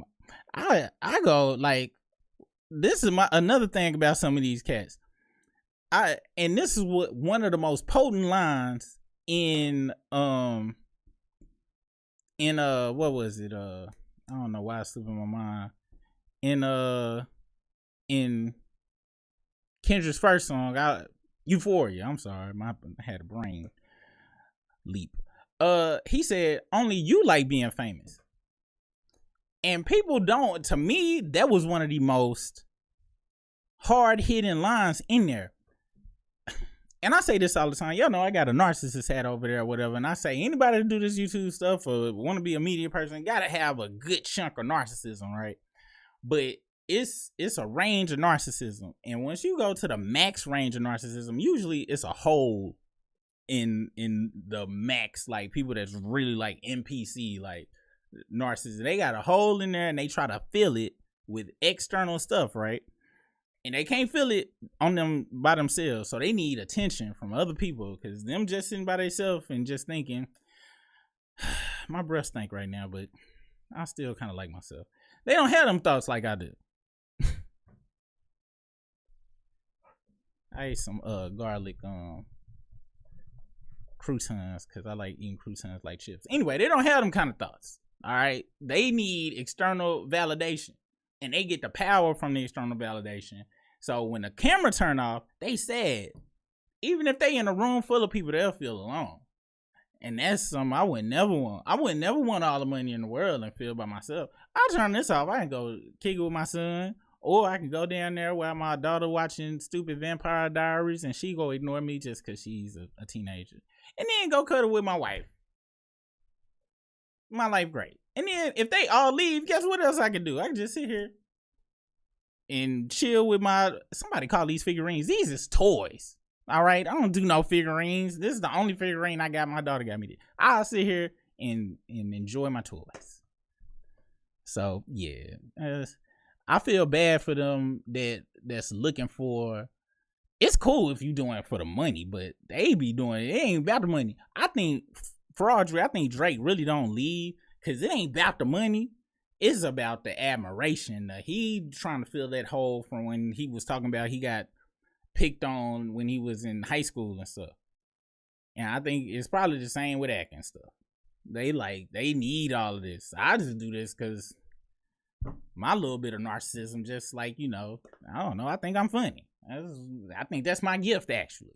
So I come here spreading my gift. That's what I genuinely, for real, on everything. That's really what I think my gift is. I just come here, run my mouth, and I go home. Well, I go in that room over there because I am home, but just saying. Let's see. Divorce your wife over a billionaire rapper who don't even know you. You're telling. If you ain't sniped this dude, you can go and snipe this dude. This dude is stupid. Now I gotta go upstairs like my love sleeps tonight.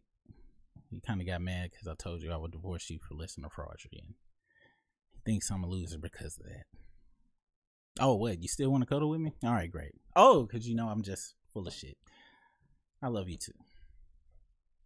Sleep is life, boy. His life got to be crazy. Hold on. He pointed his finger, and this is your glaze and another man. And he pointed the finger.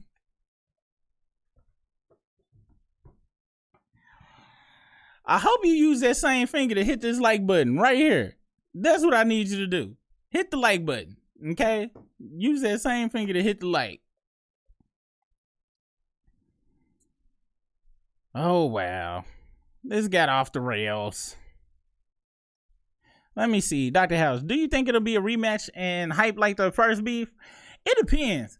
If Fraudry come direct finally, or come with some type of bombshell, because all his fans think he got some type of bombshell. If he has some type of bombshell and come direct, just might be, because we all waiting. I don't care whose side you on. We all waiting to hear the next tracks that Kendrick got. Because previous, a lot of people was like, oh, I think he had these songs ready. He might have had the skeletons or whatever, but nah, that first Euphoria, he dropped it. But he was writing along with what he was finding out about Fraudry, I believe. I just believe he knew stuff ahead of time. These next 5, though, I think these next 5 are going to be like a documentary style type. R. Kelly trapped in a closet, just all of that Ebony 24 Cave stuff, I think he go just lay it all out very evenly, openly, and who knows, he might get a whole bunch of people locked up with his next 5 tracks. I don't know, but I think it's gonna get hyped up if Fraudry do come direct. He gonna have to come direct though, and it seemed like he can't. I don't know, and it seemed like he trying to be smart, like he go bait Kendrick out. Like, I don't think that's what's gonna happen. So, and I hope it do, cause I'm gonna be honest, that week was like, that's the greatest week in hip hop, period. I hate Fraudry or whatever, but they was going back and forth. It was a back and forth over them last, like, from Like That dropping on down. I was enjoying the hip hop, so I hope so. Just on some hip hop stuff, I enjoyed it. It's just kind of like back when you used to watch the Bulls when they had like Michael Jordan and Pippen and Rodman. You knew 9 times out of 10 they was gonna win, but it was still fun to watch it. That's how it is with this. Except it's 10 out of 10 times you know who gonna win. So yeah. Alrighty. Drake would much rather prefer if Kendrick was playing social media. Yes. And I think that irritate him too. It's kind of like me and Briss used to talk about this. It's like bullies, right? And I ain't talking about physical bullies or whatever. Like somebody who pick on you. If you pick on somebody and they don't give you no response, either 2 things can happen. They gonna really make you mad and you go probably do something physical or something, or it ain't gonna be fun. You gonna leave them alone. And Drake keep trying to poke this dude on the internet. Dude don't live on the internet. And what was really dope was when Whitney posted, she didn't post about no beef. She supported her kid's father's business. She shouted out her own business and shouted out motherhood and told everybody to be happy and positive. It's like on Drake's side, ain't nobody thinking about him.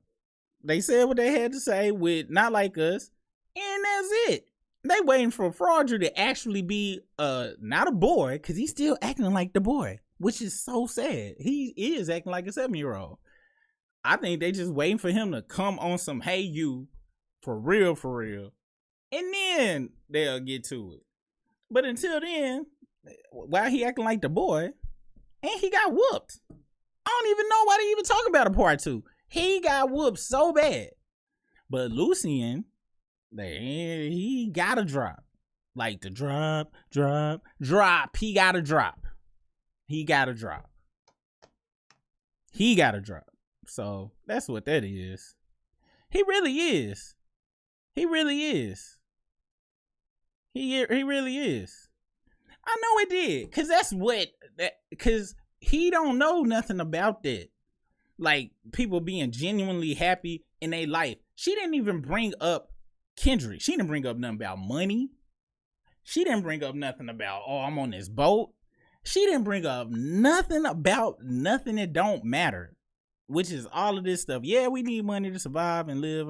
But at the end of the day, I think most of us probably sit up and look at our kids or look at our spouse or look at our parents or look at our friends or look at us and be like, wow, man, I'm happy, man. Like family gatherings, you be happy. You know what I'm saying? People like Fraud, you look around and be like, they just here because of the money.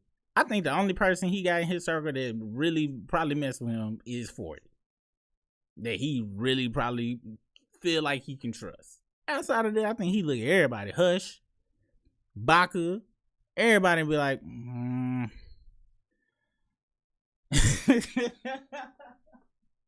And that's gotta suck, man. That's gotta suck. Man, Drake is used to nobody think about exactly. And it's been like, yes. And what's up, LL Biddy? Another member up in this thing. What's the business? I gotta watch Big Mouth. I ain't gonna front. I done heard that show is excellent. I ain't watched it, but I'm gonna get to it. But yeah, I think I really don't know, cause right now Fraudry is feeding his fans. They eating it, they gobbling it up. But you want to know something? And this show you what's really kind of crazy about this whole thing. I told people all this. I wasn't no Kendrick fan like that before. I just always didn't like Drake. Like, I just ain't never liked Drake. This dude dropped 4 songs, and it was my most listened to, especially the first 3. Not like us, that was, default, but I've been listening to them songs over and over and over and over. And yeah, I want them to drop another song, but I can go back and listen to Euphoria and not get tired of it, right? This boy, Drake, he just dropped 3 songs, and they was hot for about 48 hours to his fans, right? You ain't heard nobody said nothing about them first 3 songs. Now he done dropped these 3 songs. How long these gonna be hot for? He literally just dropping stuff that don't nobody, they get excited, and since it really ain't substantial or really dope or fire or nothing like that, they don't care. They don't care after 2 days, a day. Like, he ain't dropping no quality, nothing. He just dropping because he got to. Like, that's what's so sad about it. He has to. He ain't got no choice. He can't just sit back and be like, you know what? He got to. And it looked bad. He dropping all this footage. And for anybody that's, I ain't gonna use the word real, but if you from a certain background or something, you see this video and be like, I wouldn't hang with that dude. I'm not impressed by this. How every time you got your phone, when your first freestyle with Funkmaster Flex, you had your phone and couldn't even freestyle it off the phone. So every time you doing stuff off the phone, and I ain't go front. Half of me like, yo, if everybody think I don't write my own stuff, why would I drop videos where it look like I don't write my own stuff? Because all them look like he reading text messages from actual rappers. That's what it look like. Hold on, guys. Is the Wi-Fi? Did anybody get the Wi-Fi working? Yachty is sending me something. All right, fine. Turn the camera on. Okay. Like, this is what it looked like to me. To me. 40 was the reason Push found out about. Oh, sure was. Pillow talking. Sure was. And see, that's a sad life to live, man. That's a sad. Why would you want to live like that? For real. She could have easily went off on him for trying to drag her in the mud, because a lot of people don't know her. And the first time people ever heard of her, yes, she could have. But why? Why do that when you know what he's saying ain't true? If you know something ain't true, you got. And some people defend, it depends on what's going on. You accuse me of certain stuff, yeah, but for the most part, especially if I know it ain't true, why am I gonna get that energy? Why? For what? Pillow talking. That was pillow talking. Euphoria, every week, I got a new one. Like, it'll go back between Meet the Grams, which I ain't gonna lie, I ain't missing to Meet the Grams in a minute, because Meet the Grams, I tried to listen to Meet the Grams at 2:30 in the evening one time, in the afternoon one time. It felt like it got dark outside. I was like, hold up, what the? I'm saving this for like 11 o'clock at night, forget that. I don't listen to that in the daytime no more, this is too much. But Euphoria, I love Euphoria. Like, I think Euphoria is my favorite one. Like, it's just my favorite track. It take you through. I love the opening, the middle, and the ending. I like all that. I got a 3/6 beat from Frasier Boy on the 3rd track. What? You get some classic Teddy Pendergrass at the beginning, and then it get crunk in the middle with the synthesized horns. It's a great song. Musically, lyrically, thematically, all of the matics, all of the leads at the end. Beautifully put together. Man, Kevin T, don't even disrespect your ears looking for him, man. He done dropped 6 Glad trash bags worth of garbage. For real. the no face beat is dope. That's one thing I say. It be dope beats with trash on them. But only really the no face beat was really dope to me. It was a chick he was effing, but that wasn't his girl for real. And see, the more y'all saying it, it lets you know who they even hang around. Kendrick's circle is airtight. You want to know why? And that's how you know Fraudry didn't write one of his biggest. I don't know if this was a song. I know it was a phrase, but he said no new friends or something. Did he say something like that? Yeah, he keep people around him that ain't his friend. So he didn't write that. He didn't write that at all. Because why would you write a song about something that you keep doing? Oh yeah, Yachty's my new best friend now. Oh, Amigos is my new best friend now. Oh, 21 Savage. You want to be the face on my doorbell? This is my brother. I never had a brother growing up. Yeah, you don't know what that's like. Everybody his friend. Fraudry fans aren't listening to his music. Exactly. They show ain't. Matter of fact, hold on.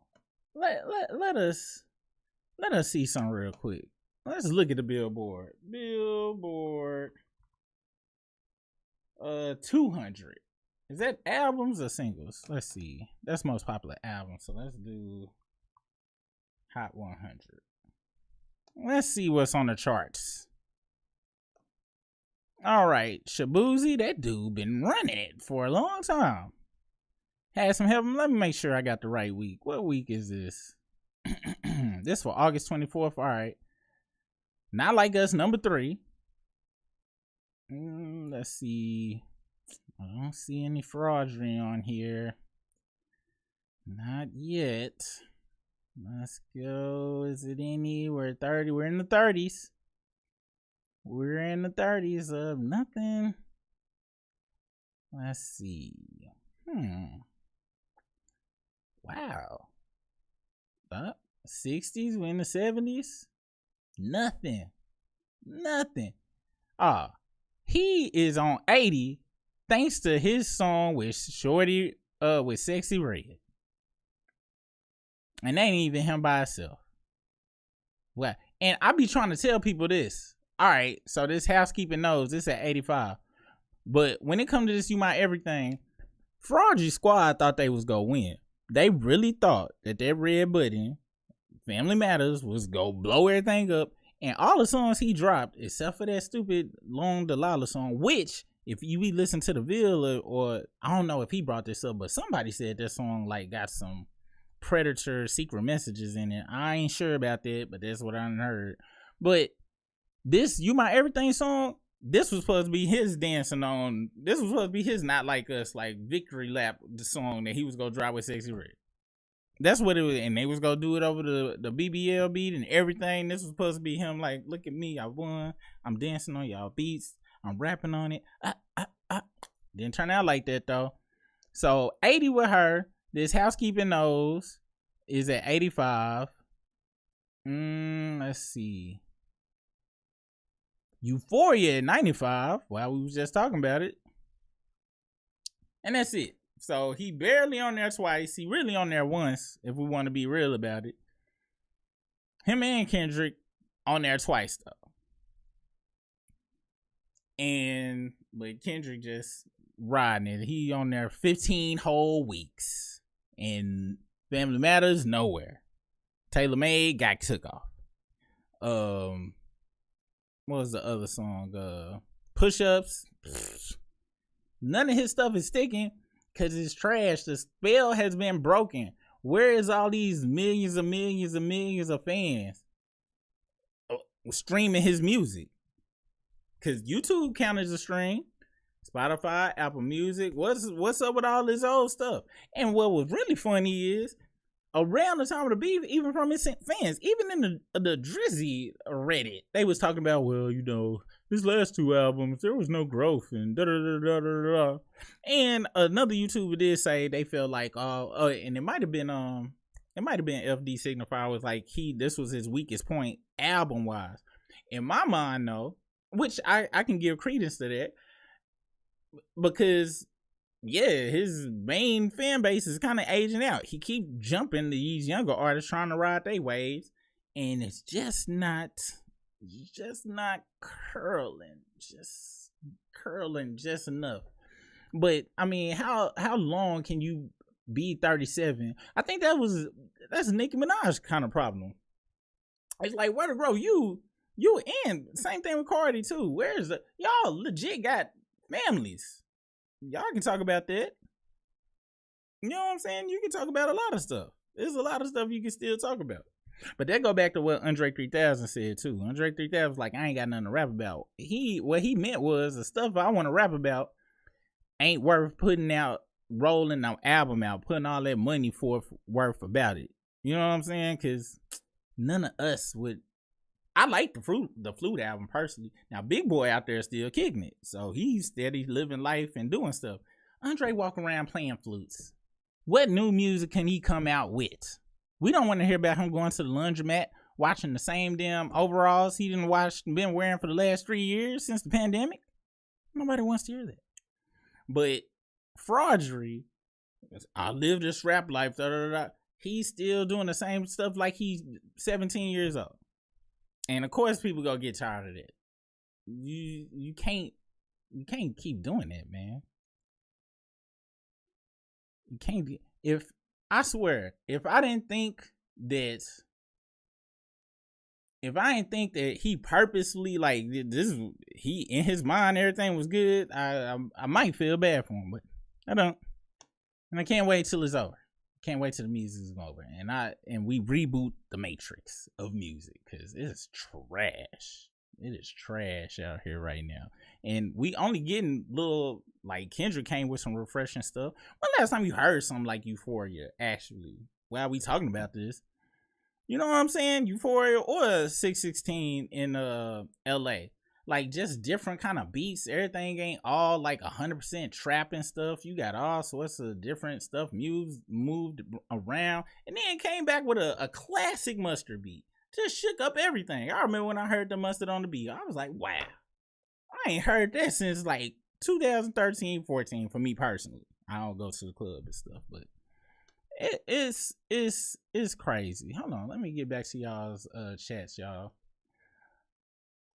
You need 2 rappers for well, hey, we got like probably 47 rappers or whatever in this battle. We got Kendrick, and then everybody goes writing for which, I'm gonna be honest, it's like, did the ghostwriters leave? Like, what's happening? Because everything trash. I listen to them songs all day, everything. Yes.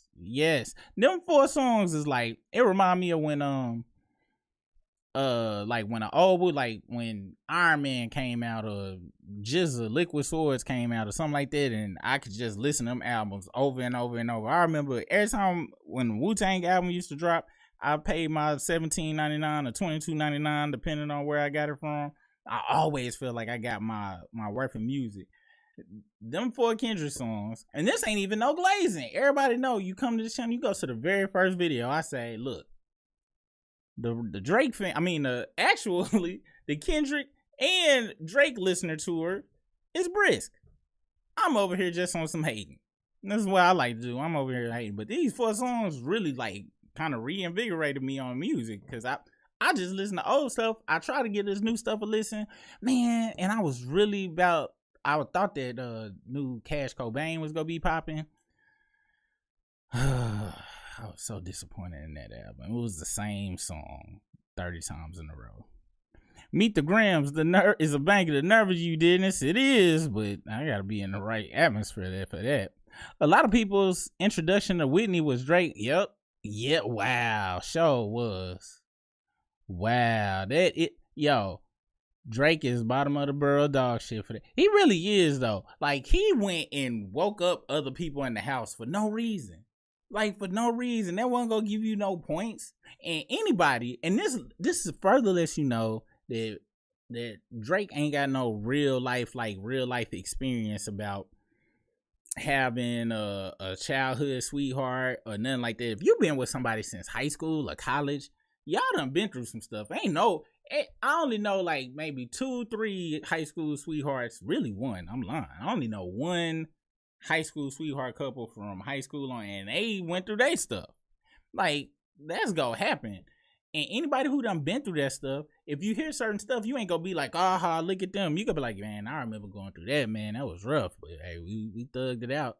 You gonna respect them for thugging it out, especially if they got kids and stuff. What? And they don't be putting their business out there like that? He really thought it was gonna be on some, and only lames, which is, I'm trying to find another word, or unexperienced people who not experienced no life like that, where you have human connections from your young age that last as you get older, wouldn't understand that type of stuff and would look at it like, ha, that's not nothing to laugh at, unless you are in your early 20s.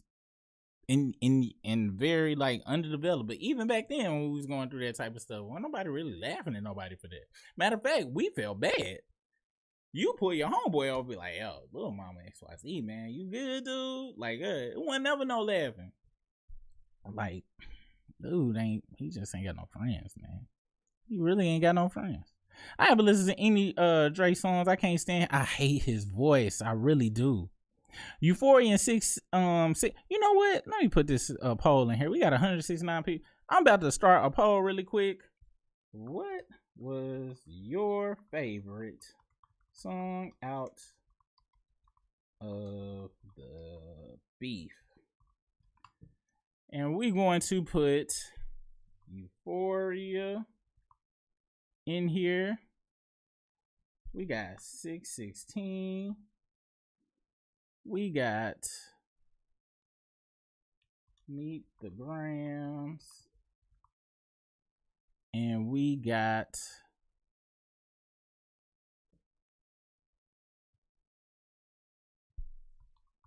what is it? Not Like Us? All right.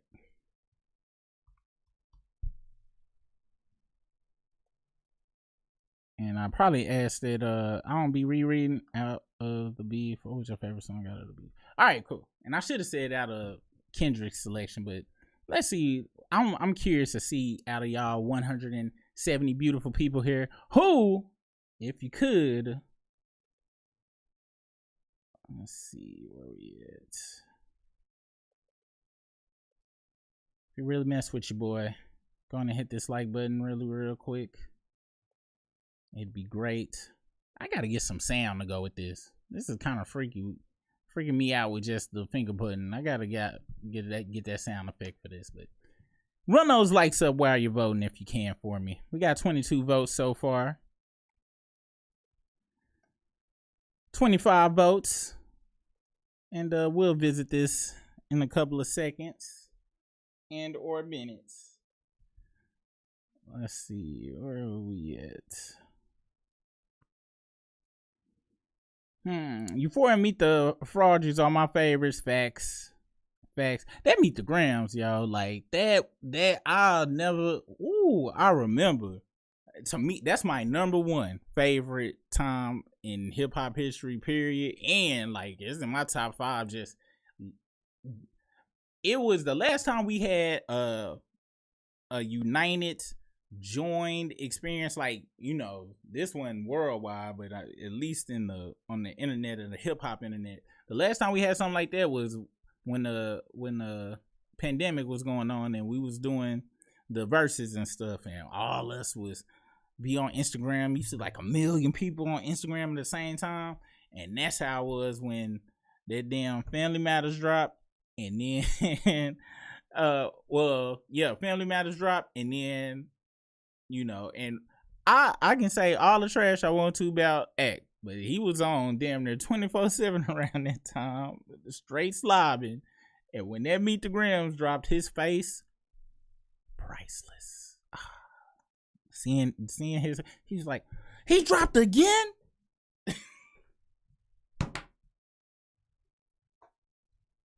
And just the face, and I was just going through all of I had the Akademiks one on, but I had other computers up, and I'm just looking at all the other Drake fans that was streaming, and just a look of just pure helplessness. It it was shock and helplessness as they listened to this dude break him down piece by piece, talking to each family member. Beautiful. Great time. Hair standing up on my arms. That is crazy. Beautiful time. Flex said he practiced the freestyle with Aubrey, and it looked like it. One day, I ain't got time to try to go find this footage because it's going to take me too long. But, and I promise y'all, I'm going to put a link in the community tab. One day, I'm going to sit and look at it. But somebody put a documentary out about Fraudry, and it was like how he blew up, right? And they was interviewing him on the set of a music video.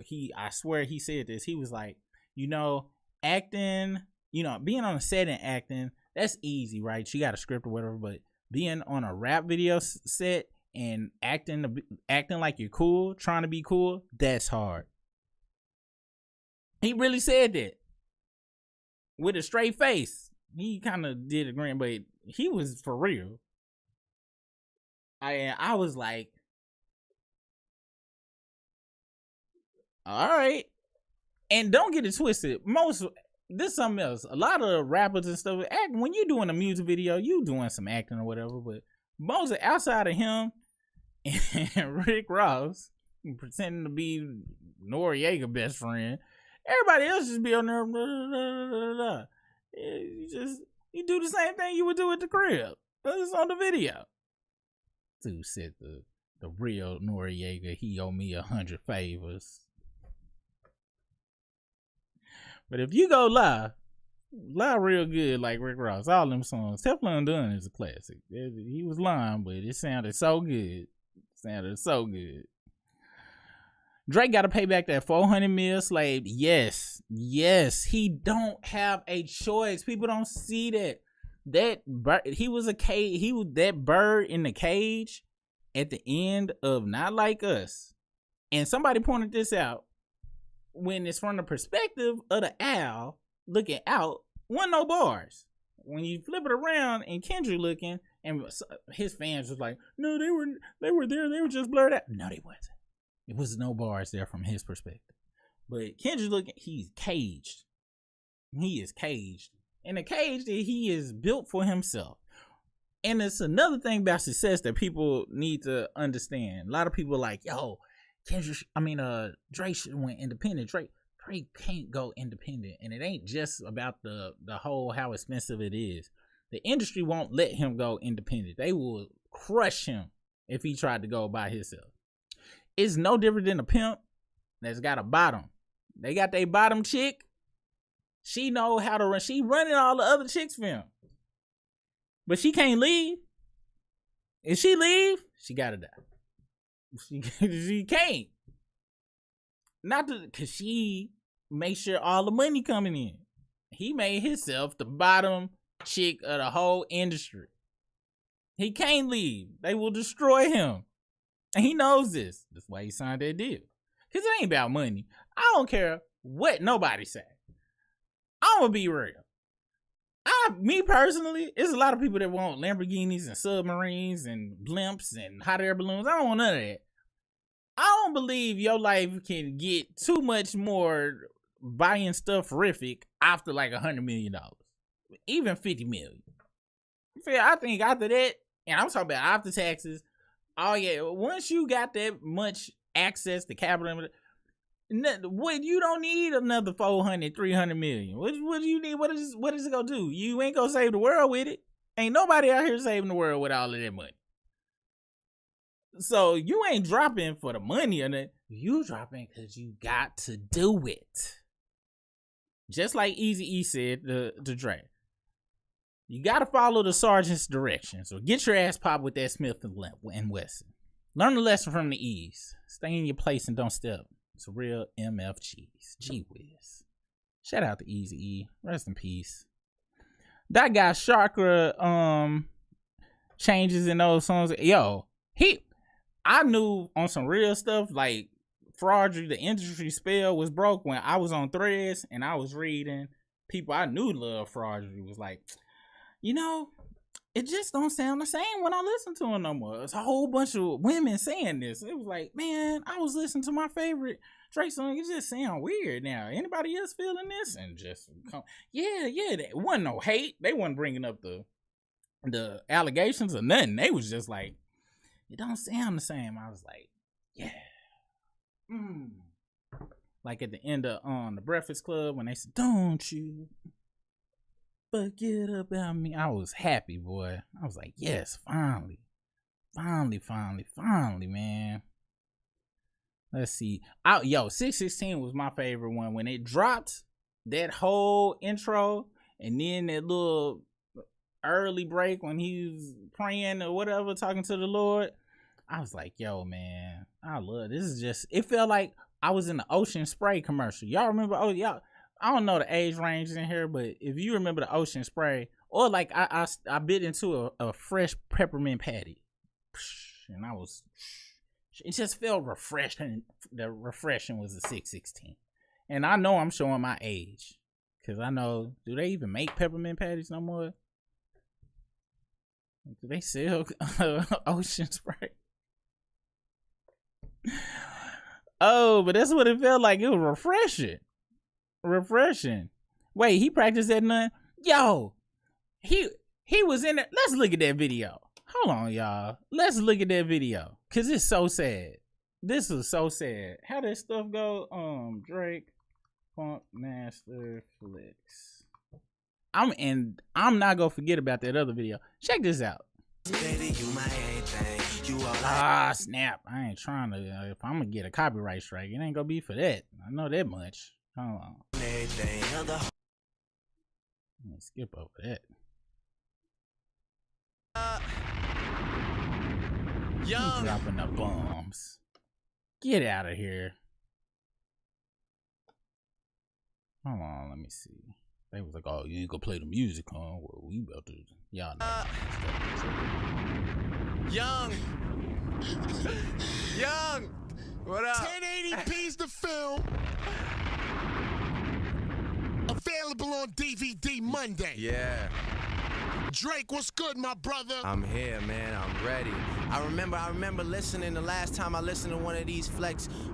You know, the boy said something. He said, Flex, let me touch the city, let him know where it's at. You know what I'm saying? Exactly. Can I do that? You want to do that? Can I do that? Hold up.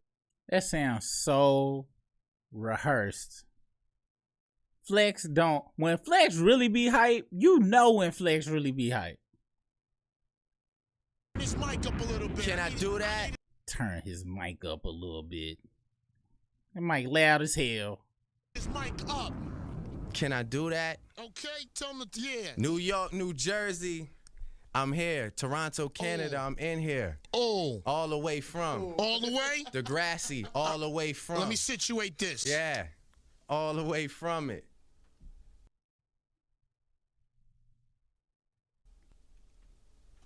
Yeah, I'm telling you. What are you dropping bombs on? I'm telling you. Yeah. And I must say, that is the worst hype talking or whatever before freestyle I ever heard in my life. Straight from. Oh, yeah. You know, yeah. Young, I got you. Look, I say, young money to the young boy dying out. You hear me crying out. All you see me riding out. He read all that really good. So we gonna skip over that. My man Drake is in the building. I'm in here.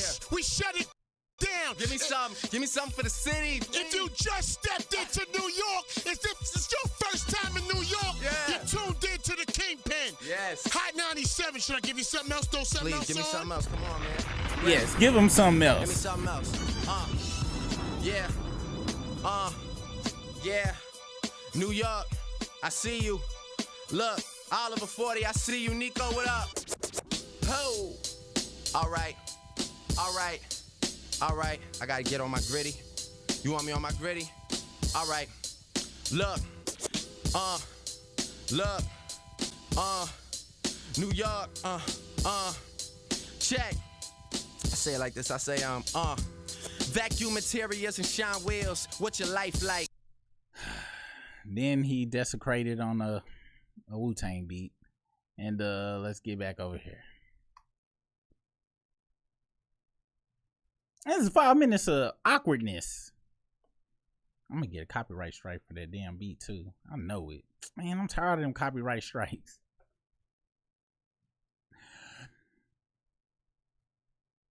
And we go in the whatchamacallit too. My internet be tripping, man. Baby, you my everything. Hold on.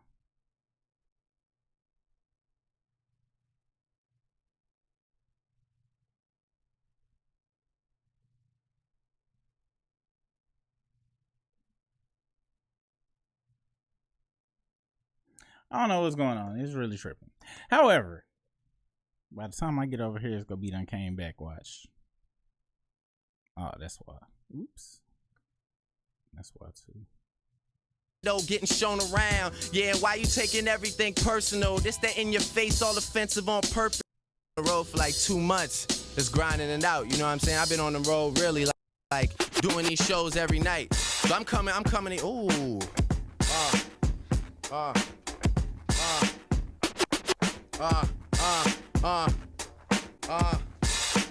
That's how you feel tonight, Flex?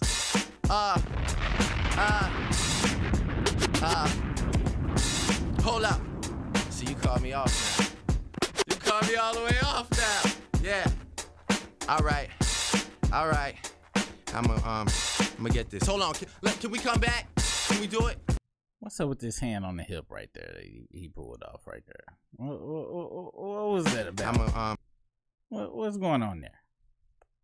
I've never seen Ghostface do that. Shady Kiss? Not seen it. Scarface? Yeah. I ain't even seen Saucy Santana do that. I'm gonna get this. Hold on. Can we come back? Can we do it? Can we come back? Yeah. Nice. Wait, hold on. I'm gonna get him. I'm gonna get him. So crazy. I promise I'm gonna get him. I promise. I can't give him everything, Flex. Like, no, you can't. I can't give him everything because, you know, like, you gotta understand. And this, I'm gonna be honest, y'all. This one I knew. He was a plant. You can't go on Funk Master Flex and read off a BlackBerry and get all these bombs dropped without Funk Master's pockets. Funk Master pockets, he couldn't walk out the studio with probably how packed they was.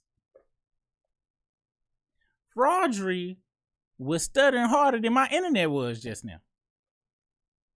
But yet it was getting bomb drops.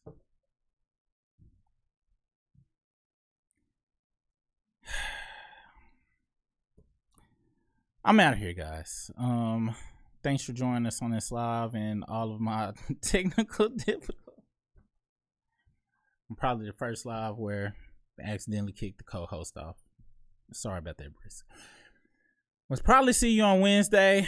I should have a video or two locked up. Replay gang, I will be chopping this up and getting this out for y'all tomorrow. So if you wasn't able to see this live, it'll be there tomorrow. And just to see, let me get this chat going. Let's see what the whatchamacallit was. Hold on. Oh wait, I got a super chat. Hold on. Christina M, appreciate you on that $5 super chat. Hold on, let me get your music going. Appreciate you so much. I'm gonna read a couple of more chats before I leave too, but I want to see what this let's see, where is this? Oh, okay. And the poll results were 66% was for Euphoria. All right. Next up was Meet the Grams. I know y'all can't see this, but I can't make it no bigger. Pause. Meet the Grams was next, 6, 13, and Not Like Us number 6, which I would like to point out to a lot of Fraudry fans. They be like, oh, Not Like Us. If you like, Not Like Us was like the icing on the cake for most folks. Let's be real. really, to be honest, Not Like Us was for like the casual listener, not hip hop. That was for 6-year-olds who walking around calling fraudry a colonizer right now. You gone or you just came back? Oh, okay. Word. It was for like 6-year-olds and stuff. It was the icing on the cake for people like us though. But we wanted to hear the actual, like the real darts was in you. To me, Meet the Grams was like, you know, that was Grim Reaper digging the grave. But Euphoria and 616, the I'm warning you, but then I'm gonna punch you in the face 8-9 times, and then I'm gonna warn you one more time before I bring out the sledgehammer of Euphoria and 616. Chef's kiss for me. We gonna read some more chats and then I'm gonna get up out of this thing because my wife is back home and I feel like caking. Shout out to folks that like caking. Euphoria is definitely my favorite. I like that. Oh, oh my gosh, that's one of the greatest set-offs as well. Like he just set it off with that verse. Like that is crazy. And when Like That come on, oh my gosh, you already know it's about to get wild. And I have a play with Just Kendrick. Oh yeah, for sure. Already, yeah. It's the only side that matters. 40 is too, yo. I ain't gonna front. Like, I think I don't know too much about 40 to be honest, outside of what it's ain't funny, but it is. But outside of what Pusha said, which is one of my favorite lines. And I pray, yo, he ain't did nothing but sit there and make Fraudry sound like he actually can do something. You see, if Fraudry don't got 40 around, he can't do nothing. Have y'all noticed that? When he out there, he be floundering like a fish out of water. But we in the studio and 40 over there pressing them buttons and getting them faxes of lyrics from actual lyricists. Here, read this. This will make you sound all right. Yeah, that's when he be feeling good.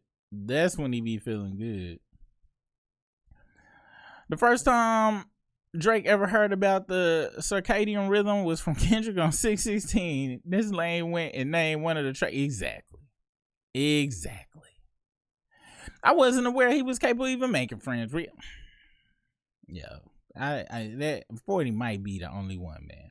If y'all ever watched BoJack Horseman, he had a friend that got him on the TV. If you ain't watched BoJack Horseman, the first like 3 episodes is like, oh, that's stupid, and then it just get real. So please check out BoJack Horseman if you have not. It's one of the greatest shows about mental health and narcissism and drug abuse and a whole bunch of stuff all in one. Please check that out. But he had a friend named Cass, and he was like his 40, and then eventually BoJack chose the fame over his friend who helped him out, and his friend in that show was also terminally ill. And I'm surprised it ain't ended the way that you would think it would end between them two already. So I think that's the only one he got in this world, man. There might be a rabbit hole on the beard line. Yo, I'm thinking one day, like, those songs are like the bottom of a canyon and it's a bunch of fossils and it's still stuff to be discovered. Like, them songs like the ocean. We only we don't even know what's in like 60 or 80 or 90% that's in the ocean. I think that's what it is on all them songs. I think one day somebody just go actually piece it together and it's just gonna be like I ain't gonna front. You know how they say, like, it's pyramids all over the world and they all connect to stars? I bet you them 4 songs, like, if you laid them out or something, all side by side, the lyrics and stuff, at night when the moon is shining and stuff, starship comes down, beam you up, take you to a whole nother dimension. I bet you that's what happened.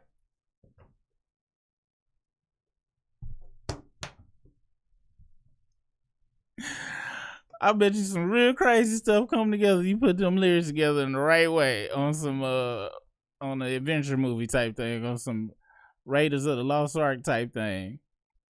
If you have seen siblings, you done seen them.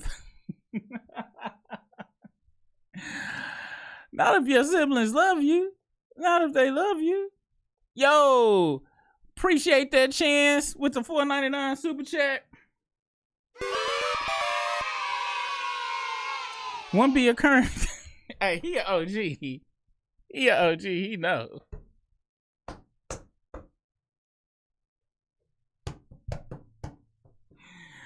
Oh, if our pod go through with no difficulties, it was not a good pod at all. Something was missing. Something was wrong. If y'all ever go through a pod of this one and don't nothing mess up, or I spell everything right, I've been cloned and don't trust it. Immediately unsubscribe and never go back to the channel again. I'm probably gonna tell you to vote for people you don't need to vote for because they got me. This dude, no boy. Oh, everything be going so lovely too, and I just always flub it every time. Hold on, let me get through the rest of these before I zonk out. Let's see. Not Like Us still top 3. I know Art. You know, he hate the, oh, he don't want to hear that. Fans don't want to. Now, you know what they say now? Now they be like, oh, they're forcing that song on us. Blah, blah, blah, blah. Ain't nobody forcing nothing on you, man. It ain't like the old days. The old days, you literally couldn't get away from a song. Now we got AirPods with the noise cancellation. You got all sorts of ways. You listen to your own music. Ain't nobody forcing nothing. Folks like the song. Kids like that song. Because that's what gets you in the top 3. Kids and proms and old people. They like that song. That's what it has fully crossed over. You ain't staying at number 3 unless you don't cross out. This is the you can't touch this 2024. It fully crossed over. It's a whole group of people that probably don't even know the beef exists that just like that song. That's how big that song is. Drake, who is that? But I don't know, honey, but apparently he likes him young. That's literally what's going on. They don't even know what's going on. They just know Drake likes him young. And he's a colonizer. You know he keeps running in Atlanta for a few dollars. Can't trust him, hun.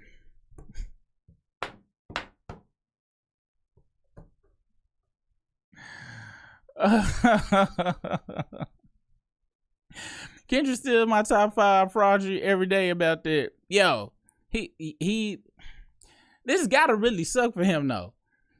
It's really do, cause I ain't gonna lie, he faked the funk for a very long time. Like this is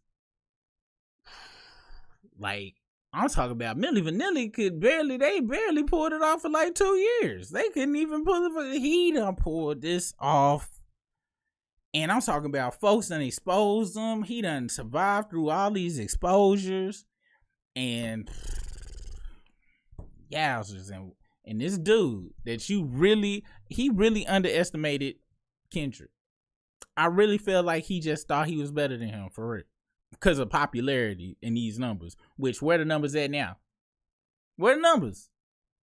When people don't really like you, you don't have nothing. Like, you really don't got nothing. When people really like you, you really are unstoppable at that moment. But what's most important is, when people really like you, everybody's talking about Ja Rule, right? But from last time I checked, Ja Rule's still married. He got kids. He take care of his kids and all that stuff. He got Ja Rule, but we didn't hear Ja Rule crying about it. Or come and sneak diss and 50. He came with a clapback, New York. And then he was rich. He went and sat down. It was over. And he accepted it. And then 50 fell off not too long after that. Matter of fact, when the massacre came out, I seen this dude talking about the amusement park. I was like, what? What is going on? I guess his time is over too. Kanye got him out of here. Then Curtis came out. Dipset came and went on to finish the job. His last big hit was I Got Money. He coming out with some AO technology. What? So his reign at the top was short like leprechauns. Shout out to Biggie. You know what I'm saying? That's why he making this movie money. You know what I'm saying? So, hey, don't nobody last for long, but if you go get beat, bow out gracefully. He could have still been making this Lucian money. If he took his butt whooping and just came out with what he was really trying to say was his summer vibes, he'd be alright. He really would. If he just went, because his next tour is where? European tour. They don't care about no, you know what I'm saying? And who knows though? Yo, people in other countries take their hip hop super serious. So I don't know. He might go over there and have a rude awakening. Who knows? But yeah, he's sad, man. Yeah, well, yeah. When Frosty stand next to Sickly Red, he believes he's that line. I remember the first time I heard it, I was like, he said he believed he see two. He himself sees two bad bitches when he look at her. That's crazy. You gotta really be. I just remember hearing that line and seeing him in that video. When they was that video with him and her, he had his fake braids or whatever, and hugged up and duck lipsing and all of that. I'm like, wow, this dude really do believe he a bad bitch. Wow. When he hear a 5-star chick by Yo Gotti, he be thinking about himself. He's like, I'm a 5-star bitch. I'm independent. He hear Miss Independent by Neo. He think about himself. He's like, I do got my own car.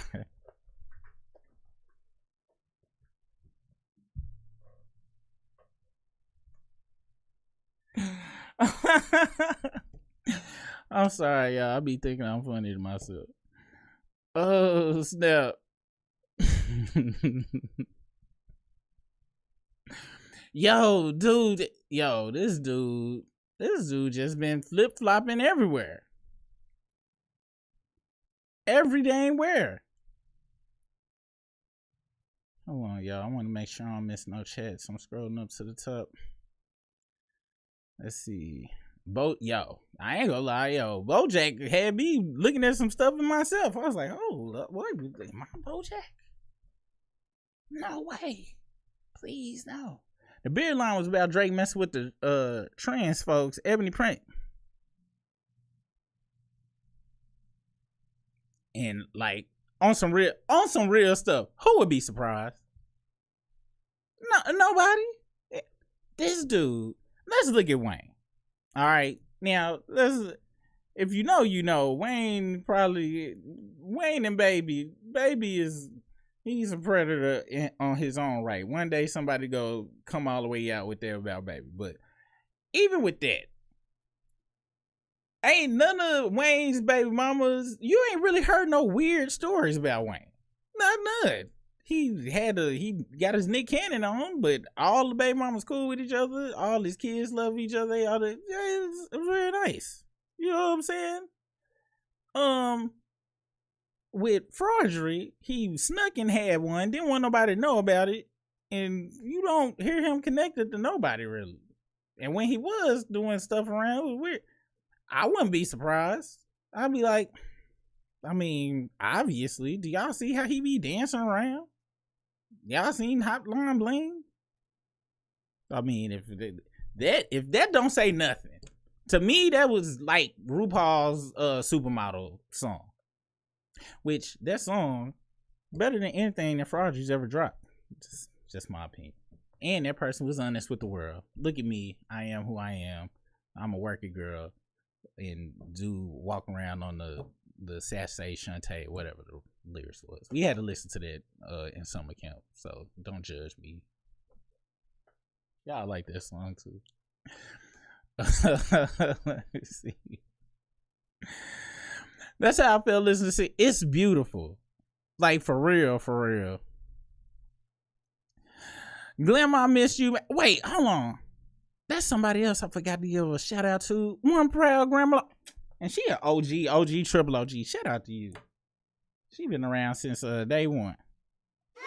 She getting the honorary cheers. I seen her fighting for her life against them Fraudricks. Comments. Can we stop pretending Meet the Grams is a good song? You sound like Mace and Cameron when Fraudju was getting his butt whooped and people was asking like, I think he's not winning, you know. His songs are alright, they're not great. That's what you sound like. Meet the Grams is a phenomenal song. Meet the Grams is a good song because it does what art is supposed to do. It transforms you. When I hear Meet the Grams, it ain't sunny outside no more. When I'm hearing Meet the Grams, I ain't sitting watching a movie with my kids no more because I be ignoring them with my AirPods in, pretending like I'm paying attention. It take me to a whole nother world. That's what art is supposed to do. It is a fantastic song. What are you talking about? Gee whiz. Let's see. Nice Meet the Grams. God damn. I hope that. That's a scary place. That's the thing though, the beard line. Being a beard doesn't always mean a subterfuge for being gay. It can be a concealment of many pervert. Somebody went on ChatGPT and wrote. I'm just playing. It's just I'm not used to these such huge words in here. Not at all saying being gay is perverted. That's true. It could be like he bearding as a rapper. No, because the person with him gotta be the beard though. He can't be the beard himself. I feel like I'm being subterfuged right now. No, but shout out to this comment. This is a real good comment though. Troll. We gotta be honest. Trolls make the internet. Trolls is fun. Do y'all remember when they shut down Yahoo comments around? I think it was around a pandemic. I ain't gonna lie, I was hurt because I played this game with myself. I swear, I would go to Yahoo, and I did this for years. I would go to Yahoo, and if it was something political, or if it was something about economics or something like that, I'd be like, all right. I would bet myself. I'd be like, all right. I bet in the first 5 comments it's gonna be hella racist. I would bet like how many comments is gonna be for some racism kicked in, and it was always if I did anything lower than top 3, I was lose. It would always be top 3 comments. It was gonna be hella racist on Yahoo comments. Then they end up shutting it down, or depending on what it was gonna either be racist, homophobic, something. It's gonna be something crazy, hella disrespect. And when they shut down Yahoo, I was hurt. I was like, no. Because I would read all. I was like, these folks really be on here saying what the fuck they feel like saying. Like,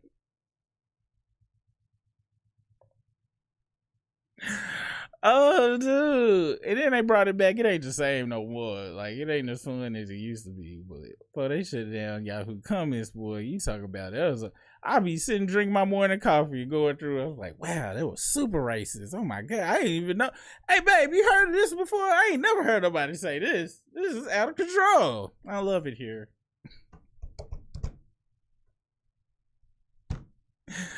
Mr. Yahoo comments. Shay, was you on the other live? Oh my gosh. I know I had a crazy. What happened? Something else had broke on the other live, I want to say. Did something break on the other live? Maybe that live went all right. Y'all let me know. I forgot. Area Smoke. Make sure you like and subscribe, everyone, please. Click. I did my own sound effects on that. I'm gonna get some sound effects for it eventually. Let's see. Where we at?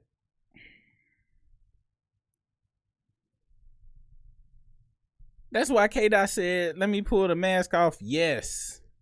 Yo, his real achievements probably on some real weird. I I don't think I want to see his real achievements. He probably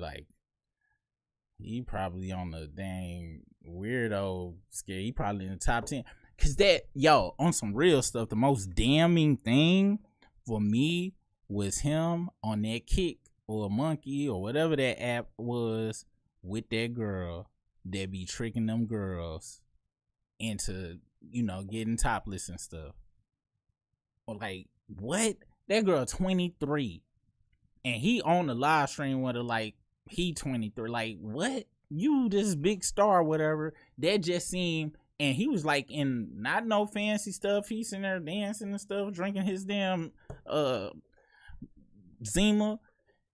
And I'm like, yo, dude, like that's weird. That's for real weird. Like, and everything else on top of that, to me, that was like, crazy. Why are you hanging with this, gifting her all this stuff, sending her all these people, when it's whole mini documentaries all over YouTube? You know what they be into on them apps. Why you even on them apps? Oh yeah, I forgot he part owner of some of these apps. Also, I have some sad news for you people that like Dave's Hot Chicken. I'm not gonna tell you Flatfoot if you enjoy it, and you might already know, but just go check and see who's one of the biggest investors in the Dave's Hot Chicken. Sorry, I don't like Dave's Hot Chicken, so I don't care. But I already boycotted, because why the hell do I want some chicken that's too hot for me to eat? But we're getting off the subject here. My favorite is how the Control verse came, and he yo. First off, pause. I can't finish that last part.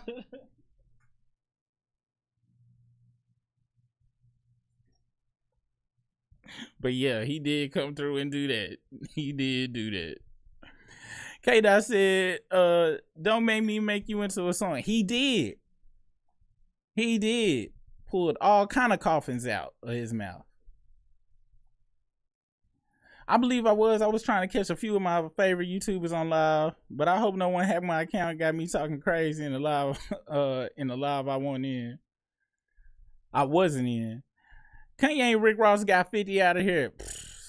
I'm talking about.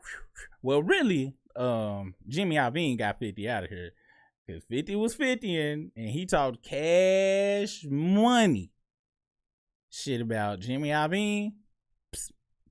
Was a rap. It was rap. But 50 already knew it was over for him for music, and he done said this. He was like, yo, after I said that, I already knew. He knew what it was before he said it, and he's like, yo, I'm going to TV.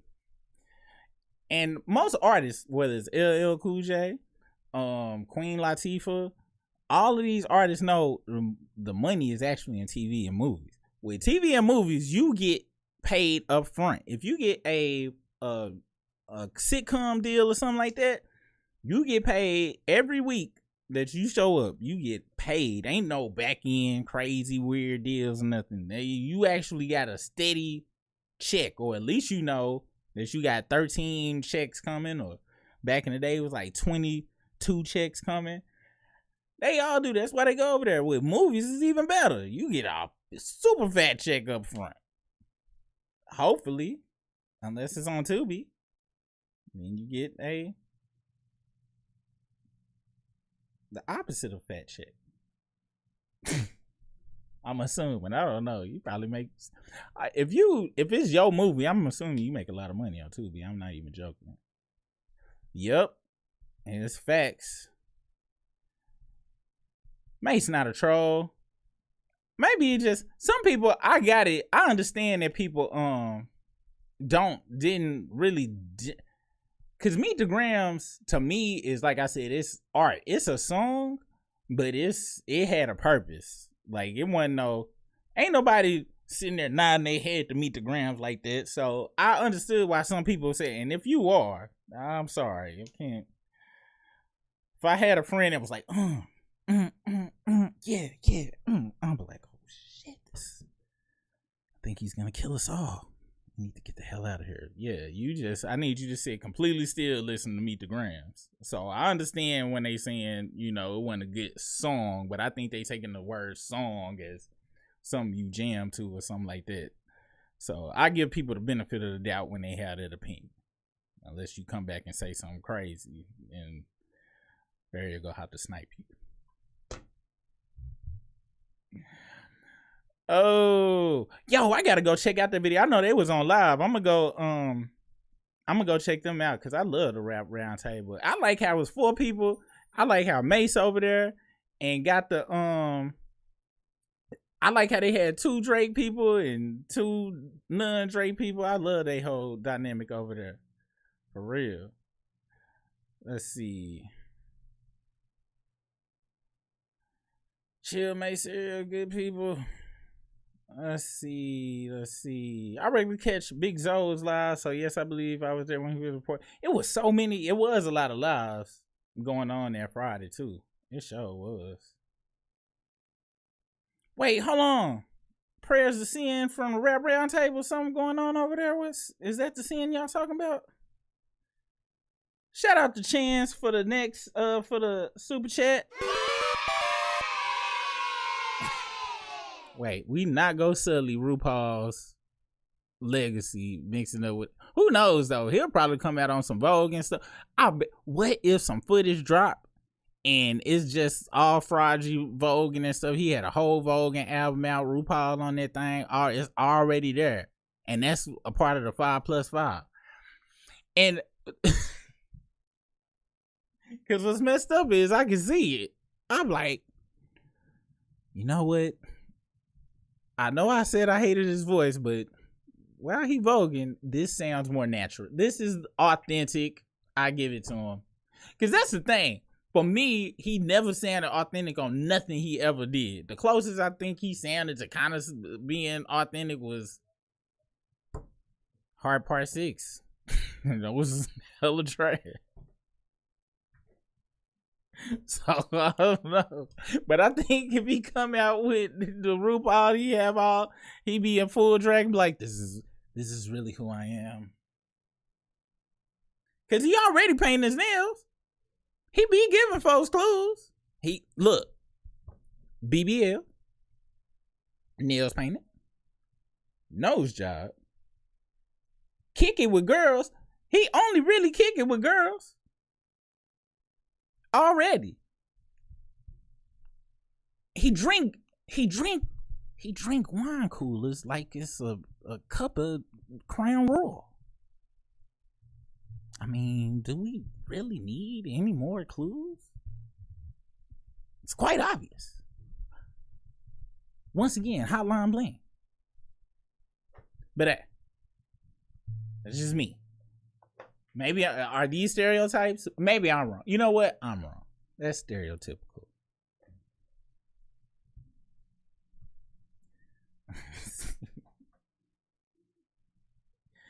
Hey, for real though, what's going on with Sin? Is that who y'all was talking about? I know I'm gonna catch it in the whatchamacallits in a little bit. I got 15 more minutes, then I'm gonna spend time with my family. Well, I'm gonna go in the kitchen first. Then I'm gonna spend some. Let's see. Tiger like look.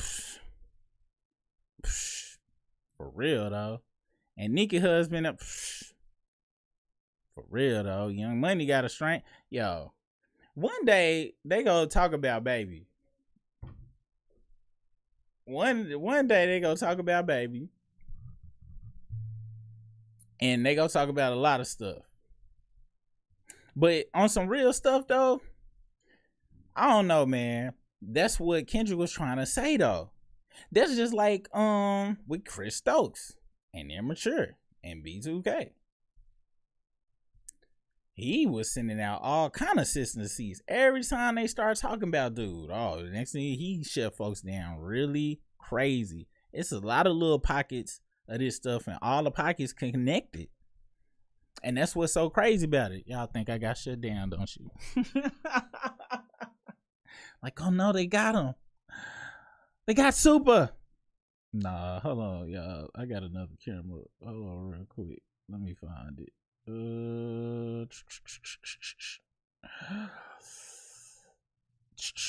What? Is this not it? Hold on, y'all. Oh! I don't know what it is.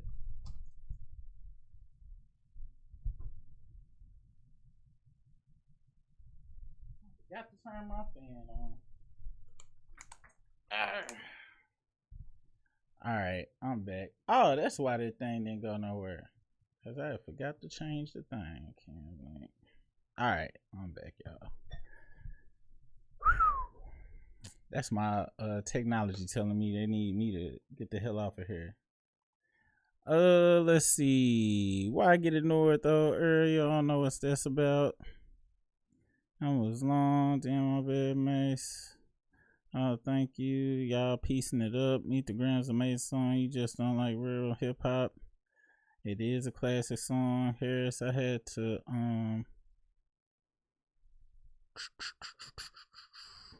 they will definitely be playing Meet the Grams 100 years from now, for real. Seriously. All of these songs is gonna end up like this beef. Kendrick's side of it is gonna end up in the museum. I'm for real. That night when he stepped on Drake, like you know how we talk about what's his name, the Mongols. I forgot. Y'all know who I am. Who I'm talking about? That war dude.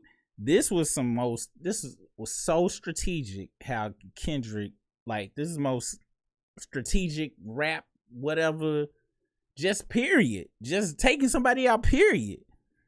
This is gonna be in the a real museum. And no disrespect to the trap museum, but this is gonna be like something else in the Smithsonian. It's gonna be like you gonna go in there and it's gonna have Kendrick waving with the video, and it's gonna have the owl hanging up. It's gonna have the stick he beat the owl with. It's gonna have the cinder blocks from in the thing, and this gonna have all the songs lined up. It's gonna have the gloves. It's gonna have the pill bottles, the receipts. It's gonna have everything in the display.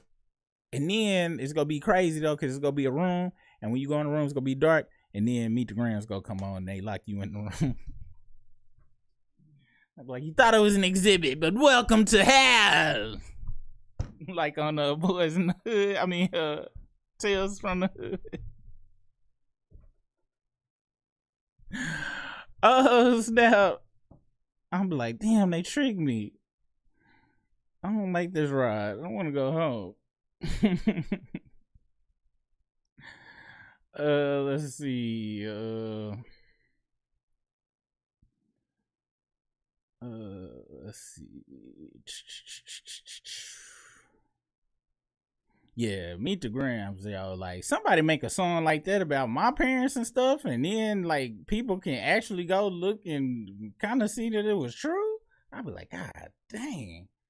And somebody in one of the comments one time, they was like, oh, I feel so bad for Adonis and stuff. I was like, Adonis don't go to regular school. If Adonis went to Meadow Glen Elementary, I'd be like, damn, he going through it. But he probably got a personal tutor or something.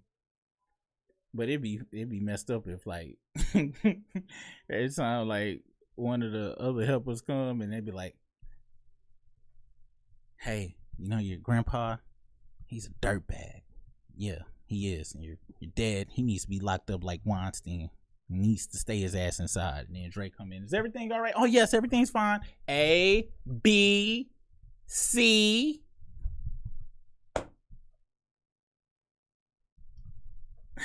Don't just be in there getting too much.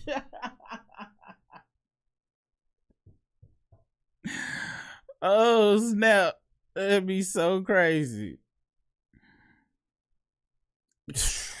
Man, what made that so wild? The point of asking how old somebody is so you don't go forward with it. It's a lot of people, and ladies, if y'all want to be real, I done seen Fast Times in Ridgemont High.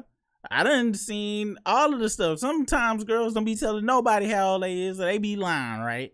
And for them, I'd be like, all right, I understand. He said How old are you? 17. Oh man. The Beezy. It's not how it works, bro. What's the point of asking? It's damn near like he would have asked him, like, how old are you? 21. He was like, all right, have a seat, ma'am. Thank you. Anybody else? I'm looking for 7, 6 with a 1 in front of it. Anybody? All right, show's over. Yeah, no, go home. And you told me you guys weren't carding tonight.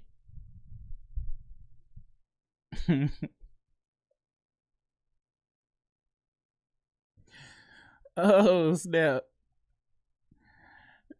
Drake dropped No Face, basically telling on himself, saying no face, no. For real though. Yo, you got me looking at No Face real crazy now. Like, why you keep saying no face, no face? Yo.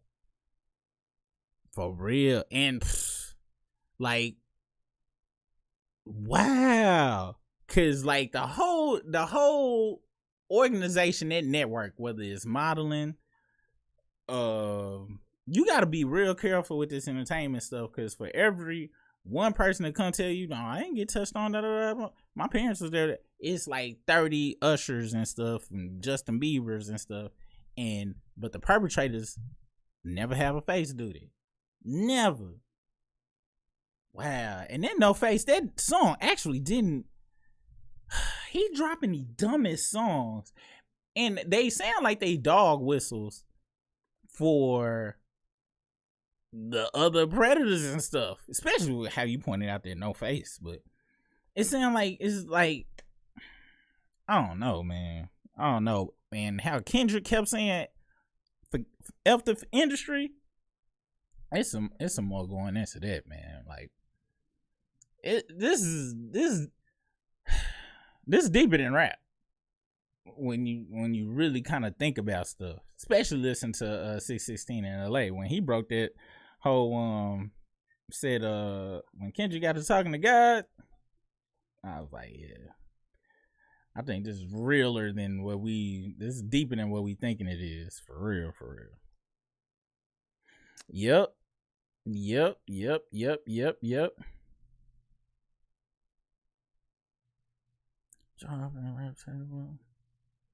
Wait, them from the folks from the rap table on here? That's the mates from the. Before I give it a shout out, if that is y'all, yo, I love y'all stuff. If that's who you talking about, if they on here, like, I love y'all podcast. I watch it every time, like, super good. I love y'all critiques, and I love I like. Hey, ain't nothing funnier than when like the beef was at its peak and like folks talking to Drake fans that really was trying to, hold their ground just as a man. Outside of just being a Drake fan, it was like, all right, this is what I like. And it wasn't even about Drake sometimes. It was like, fuck that, I like this. I'm standing up for what I like. You know what I'm saying? And then when the fans, like, them was just people that's like, man, fuck that, man, they ain't gonna bitch me out of what I like, dude. No, dude, I like that, and I'm standing up for it. I was like, wow. Oh snap. Arby is a chameleon, but he can't shed that mask, man. M to the A to the S to the K. It's a mask on their face just to make the next day. Shout out to the Fugees. Let's see. He wanted to impact Drake only, but he wanted the fans to say yes. Super fact. Yup. And that's the thing though. Not necessarily for him, but for him, for the whole system. You catch my drift? Like, just here is, especially after we just did our whole breakdown of 9 times out of 10, he go drop a whole Roots Paul album. You create this idol that a lot of girls will run to, but that's just the carrot to get them all like the Pied Piper, which was so crazy. R. Kelly called himself that. Like, wow. Had the mask and everything. Had the mask and was doing this in the video. I'm talking about Shameless. And that's what I'm saying, though. Not necessarily for him, but it be to get now for Kells. He was like, no, forget Weinstein. Them, these are mine. They got to get their own. Get your own. I'm going to the high school. I had a homeboy, R.P. Stu. He lived in Chicago. He was like, yo, that Suburban pull up. But his story was a little bit different. He was like, it was waiting. Of course, you know, you can't consent under a certain age, but it was just a well-known thing. And it was like, he was an ice cream truck, pull up and hop on out. Fraudry, on the other hand, I think he doing it for, all right, yes, I got the quota. I got 43 of them this time. All right, fine. Gee whiz. Can I go back to sipping my Zimas? I just want 3 of them. And make sure you bring the dog bowls and bring my wig. Because the rabbit hole go deep. It goes deep. Yo, that documentary, dude, when they was showing all them different dudes and girls doing that, I was like, are you serious? Like, they locked up a dude for this. He was doing, it was a dude that was, except his was different. The reason they locked him up because he was actually, he would get them to send the pictures. He would pretend like he was a girl or whatever. This is old white dude. And he would pretend to be the girl or whatever. But then once they sent him the pictures, he would then use that against him and be like, hey, send me all these other pictures, make this video, send me this, or I'm going to show to your family and stuff. And that's the only part I don't know if she was doing that. I think hers was stealing it and then selling it without them knowing it. Or selling the access to the stream she was on to other pers or whatever, right?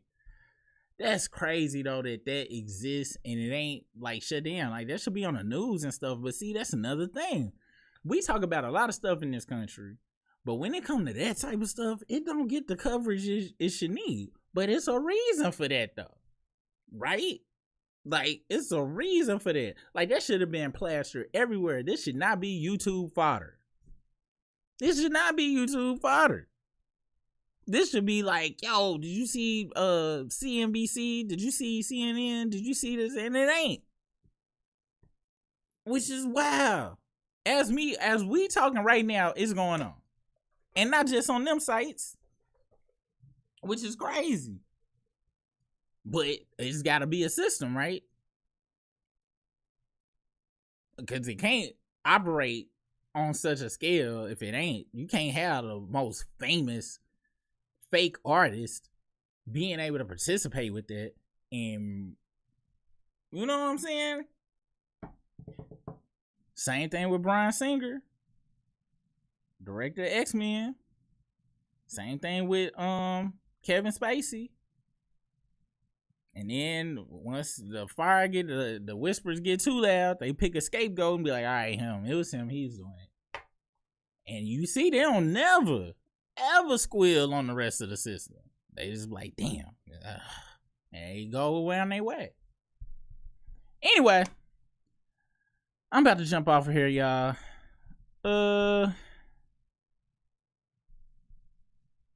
Let's see.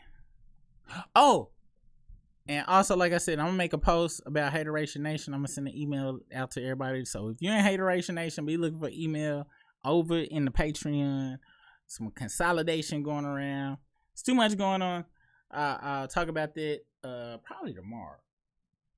But be looking at y'all emails for that if you are a part of Hateration Nation. And we'll do still do our meetup this Wednesday. And for anybody to show up there, we'll talk about it further there though. Cause we just go move it over to the tube. But we'll give all the details out and don't worry, it's no fraudery is gonna be occurring because of that neither. Everybody gonna be made whole and stuff. But we're gonna talk about that later. And the Discord. I done messed up the Discord link and stuff. I'm gonna fix the Discord. So if you've been trying to get in Discord, I ain't got it together. I'm gonna get it together. I'm gonna post a link about that tomorrow too. All right, y'all. Peace out of this thing. Y'all be safe. Everybody who got to go to work in the morning, appreciate you for whatever you do. If you at work right now, we appreciate you for what you do. If you just got off, we appreciate you for what you did for your 8 or 4 hours or however long you worked. Stay positive. If you're feeling down, go read one of Whitney's posts. Her posts be so uplifting. It just make you feel good on the inside and things. And thanks for hanging out with me and Briss tonight. And we see you on the